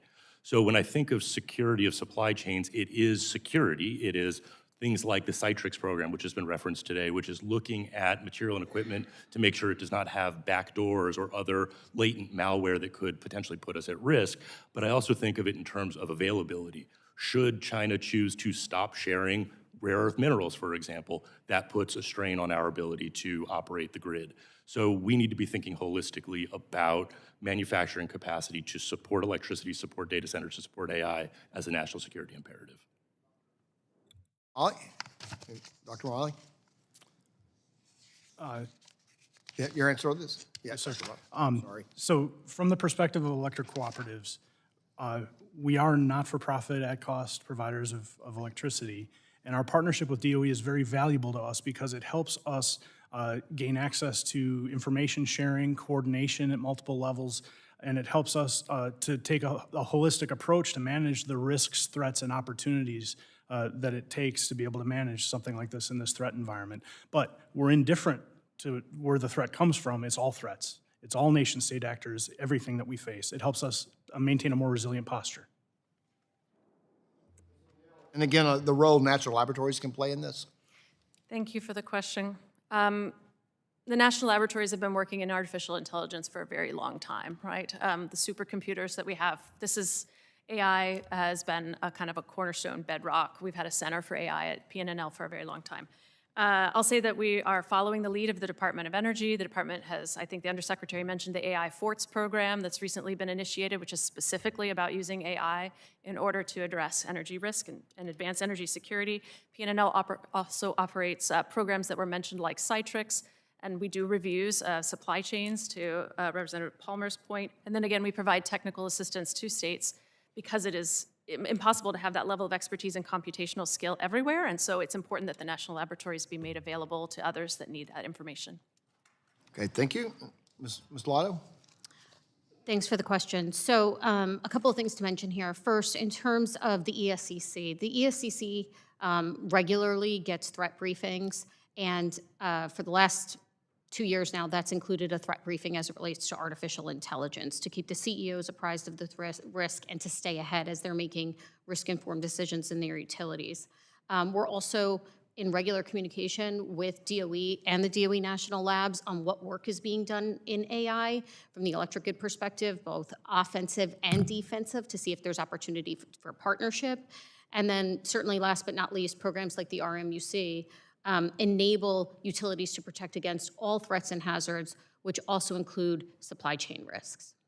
Okay, thank you. And I have another one for the panel, but not enough time for you all to answer. But so all the bills today reflect measures that would support constant learning and improvement, whether through improved leadership assistance and sharing coordination. How would these bills be useful to strengthen your work to safeguard and respond to threats? Mr. Aronson and Dr. Melby, if we can. I'll be super quick. They're all very valuable. In particular, the Energy Threat Analysis Center, codifying that particular function has been it's already shown value, and I think giving it resources and that codification is only going to help. Okay, Dr. Melby. Yeah, I'll also be brief. Anything that helps us have better information more quickly helps us respond faster and better and more broadly to the threats that we face. Okay, I don't know if the indulgence for a couple more seconds. My time's expired. I'm hopefully get to the answers we go. I yield back. Thank you. The gentleman yields back. The chair now recognizes the gentlelady from Washington's 8th District for 5 minutes for questions. Thank you, Mr. Chairman, and thank you to our witnesses today for this really important discussion. Also, I have to say, Ms. O'Neill, thank you for being here. Thanks for making the trek from Washington, and I want to tell you just how impressed I was when I had the opportunity to visit PNNL and see the work that you do, and I think it is one of the greatest investments that our nation makes, so thank you. Just last month, this committee had a hearing on the status of U.S. grid security and resilience and heard from experts about how the level of energy security varies not just from state to state, but from utility to utility, and how that presents vulnerabilities, and we really need to kind of get everybody up to the same level. And so I wanted to ask about these federal efforts to ready states in the face of increasing cyber threats and physical threats, and possibly now even more coming up. We had a question about that in our last panel. Thanks to the bipartisan infrastructure law, the states developed the state energy security plans to establish an energy security and resilience blueprint, which included a path to secure energy and infrastructure against these kinds of threats. And that initiative just sunsetted this last September, and the Secure Grid Act, which is what we're discussing today, would reauthorize the program.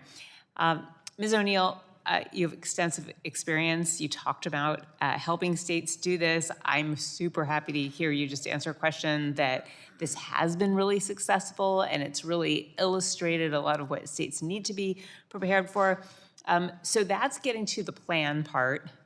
Next, of course, is the implementation. And I was wondering if you could talk about maybe some hurdles there and how the federal government can help move this from a plan to done,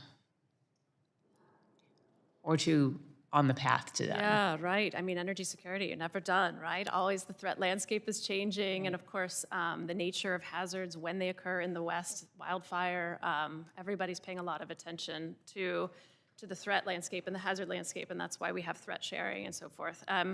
The energy systems that the states are very focused on, of course, also one of the things that that is really technically difficult is to think about the interdependencies. But of course, that's one of the things we need the states to pay attention to, because no one else does. So some of the work that we're doing is to look at the seams.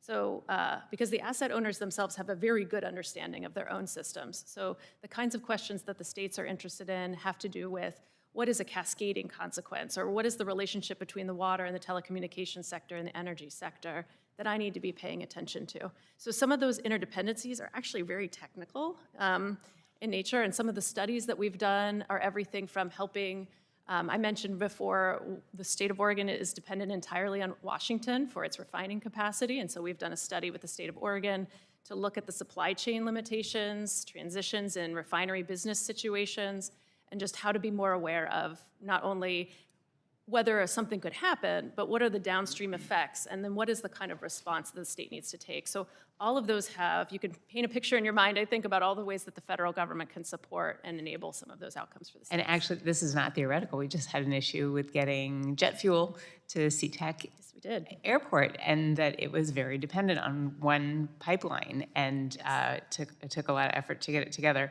My other question, and I talk about transformers a lot here, just because we have such a shortage, and Mr. Aronson, you just talked about the kind of sharing program that one area needs it, another area can send. But we could have attacks in multiple places, and we have this shortage. And it turns out it's not as simple as just saying, oh, we're just going to invoke the Defense Production Act and make a whole bunch. Because it turns out, as you know, there's thousands, and these are all individualized to each independent utility. And I was wondering, I only have 39 seconds left, but could you talk about, like, have you thought about how we could address this in a way that could help nationwide? Should we be working towards standardizing this issue? And I can have both of you comment, but Mr. Aronson first. So a couple of things. From a standardization standpoint, there's some value to standardization because then sharing is a little bit easier. But with standardization comes a lack of biodiversity. And biodiversity in and of itself actually creates some resilience. So it's not as simple as that. You hit on something really important, moving these things around. Like these things, so interdependencies, talk about interdependencies with transportation infrastructure. These things are the size of a school bus and weigh thousands of tons. It's not as simple as it sounds to move them around. So we have spared to N-1-1, which means that you can lose one, share it, and still lose another part of your system and still be able to operate. Another thing to think about is on that really bad day, prioritization of who gets that resource. So there was an exercise many years ago, I'll just make one up. Pretend that Pittsburgh... I'm sorry, the gentlelady's time's expired, and she yields back. I will do this for the record. I know what you're going to say, though. Yeah, yeah. Highly populated, less populated. What's more important? Who makes the decision? For my, in the conclusion, I'll also bring up about, we're going to have a lot of written questions for you all. Thank you. The gentleman from Georgia's 12th District is recognized for 5 minutes. Thank you, Chair Lana, for continuing this important hearing. I want to thank the witnesses for testifying on this second panel. I mentioned the first panel, how critical it is to secure our energy infrastructure from cyber and physical threats. Obviously, we're going to have a tremendous demand for electricity and the growth of electricity in this country if we're going to continue our efforts at national security and safety of the American people. We are considering many bills here today to ensure our energy infrastructure is protected against these threats. Mr. Aronson, let's talk about industrial control systems. How can the government work to assist in securing industrial control systems? That is a question we do not have enough time to completely answer. But look, the industry already has mandatory enforceable cybersecurity standards for the bulk electric system, which includes many industrial control systems, and what I would say are probably the most valuable industrial control systems. There's sort of a theory in security. You protect diamonds like diamonds, you protect pencils like pencils. There are aspects of the bulk electric system and some of the control systems that operate it that are those diamonds. Those are single points of failure that are the most important. And so our companies recognize that and already are working or already have secured them extensively. I will also say that this goes to, there aren't single points of failure. Ms. Lotto hit it really well. It's a system of systems. And so there's a lot of redundancy inherent. And then the last thing, as far as what government can do to support, it's all of this information sharing. It's all of this intel sharing. Undersecretary Fitzsimmons hit it as well. The private sector is really good at operating the grid. We don't have intelligence gathering capability per se. And so having government have that visibility and sharing it with us and us being able to tell government what works and what doesn't to mitigate those threats has been an invaluable partnership that's grown up over the last decade or so. Well, the Cyber Center of Excellence, it is located at Fort Gordon in my district, so they've got an eyeball out there on everything. So I hope that the government is cooperating with all of our operators to make sure that we secure this. Mrs. Lotto and Mr. Melby, My district's home to many rural communities, and Municipal Utility Advanced Cybersecurity Grant and Technical Assistance Program and other programs help their work on protecting industrial control systems. Tell me how we are working together to get that done. So through the use of the funding from that program, Dairyland Power Cooperative is working with 20 distribution cooperatives to implement advanced security protection capabilities. Those collective capabilities help us raise the bar for defense of those utilities, and it brings us additional visibility and situational awareness. Okay. Ms. Lanto, any follow-up on that? Yes, sir. Thank you for the question. So in addition to the work that NRECA is doing, APPA likewise is doing work to protect the grid against cyber threats, including through the funding that the RMUC program has provided. So we have cybersecurity threat assessments that are taking place. This will enable our public power utilities to understand what areas of the grid are most vulnerable, and then aligning them to resources. Those resources could be in the form of training, it could be in the form of technical deployments, or it could be just helping with the cyber incident response playbook. So to the point that was raised earlier, it should enable all boats to rise. Ms. O'Neill, and Mr. Aronson, and Ms. Lanto, the Savannah River National Lab is adjacent to my district. As I mentioned, the first panel, national labs play a critical role in grid security. How can national labs be leveraged to use their trained cyber operators to enhance security operating technologies? Ladies first, I guess. Sure. Thank you for the question. So I think the most important part for the DOE National Labs, whenever they're funding a particular program, is to continue to work with industry, and so that industry can have a voice at the table. Oftentimes, research can turn into a bit more of a research project, but when industry is at the table, we can ensure that the voice of industry is well known, it's well heard, we can bring our problems, and then the DOE National Labs bring those that technical assistance and that expertise to bear so that we have the most impact to solve and mitigate risk. Okay. I got 9 seconds. Could y'all submit that in writing to me, the answer to that question, so we can continue on? Thank you so much, and I yield back, Mr. Chairman. Thank you. The gentleman yields back, and the chair now recognizes the gentleman from Ohio's 12th District for 5 minutes for questions. Thank you, Mr. Chairman, and thank you all for being here today. My first question is for Mr. Aronson, and we talked a little bit about this with the first panel, Mr. Fitzsimmons. The Department of Energy's Energy Threat Analysis Center, or ETAC, serves as a central hub for analyzing threats to America's critical energy infrastructure. Yet only a small number of energy companies are direct participants in ETAC. Can you elaborate on how ETAC provides value to the energy sector as a whole, even for those utilities who don't directly participate in this program? Thanks for that. So a couple of things to say. It started with 4 pilot companies. I believe it's up to about 17 participating right now. I don't know what its growth what the plan for growth is, but already with those 4 and 17 companies who maybe have more resources and the ability to participate have found extraordinary information, have been able to then socialize it through the Electricity Information Sharing and Analysis Center. So it's actually a great sort of model where those who have the capacity to support ETAC are participating, and the things that they find are then able to be socialized to the rest of the industry so that they can take action on those findings. Thank you. And that was going to be my follow-up, so you answered that. Thank you. Switching gears here just a little bit, because I wanted to get this question in because there are many co-ops in the congressional district that I represent. So Dr. Welby, this question's for you. Rural cooperatives face unique challenges as your infrastructure can cover thousands of square miles with few customers per mile.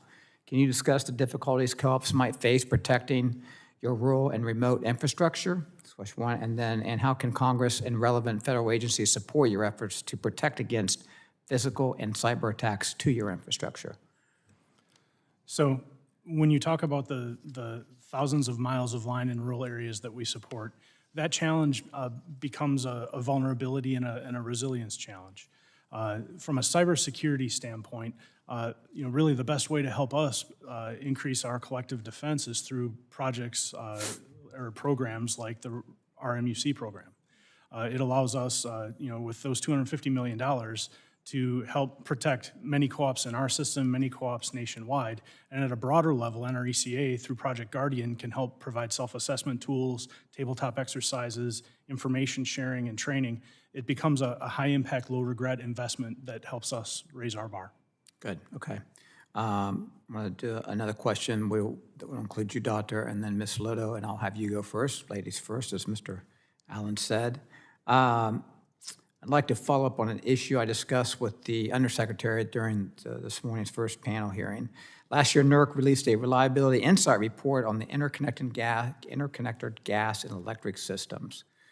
While this report focuses on the physical and operational threats and concerns to the interconnected gas and electric systems, the paper notes ensuring the resilience of natural gas storage, pipelines, compressor stations, and liquefied natural gas facilities is essential for the electric industry to meet its reliability obligations. Dr. Welby, it's my understanding that Dairyland Power portfolio includes several natural gas facilities that generate well over 1,000 megawatts of power. After Ms. Lodo, could you Dr. Welby, can you discuss the impacts to your customers and your operations if bad actors were able to take out significantly, reduce the delivery of natural gas to power plants and end users in Dairyland's footprint? It might be easier for you to answer first, Dr. Malby. I apologize, Ms. Lodo. So I'll just be very clear, sir. I'm an expert in technology. I'm a chief information officer. Okay. And to my knowledge, Dairyland does not own a pipeline ourselves, but we recognize that those pipelines are important for the operation of our plants that use natural gas. Thank you. I appreciate that. Mrs. Lodo? As we've spoken about earlier today, the grid is an interconnected system. So anything we can do to enhance the coordination between our natural gas plant facilities that may or may not be owned by different, it depends on where you are in this sector, but by electric utilities and ourselves, APPA is fully supportive of. So just understanding the threats against all of our critical infrastructure is critically important, and we're very grateful at APPA to have a good relationship with the ONG SCC and are regularly invited to attend their meetings as well. All right, thank you very much. Thank you all for being here today. I yield back, Mr. Chairman. Thank you. The gentleman yields back. The chair now recognizes the gentlelady from Tennessee's 1st District. 5 minutes for questions. Boy, timed that perfectly.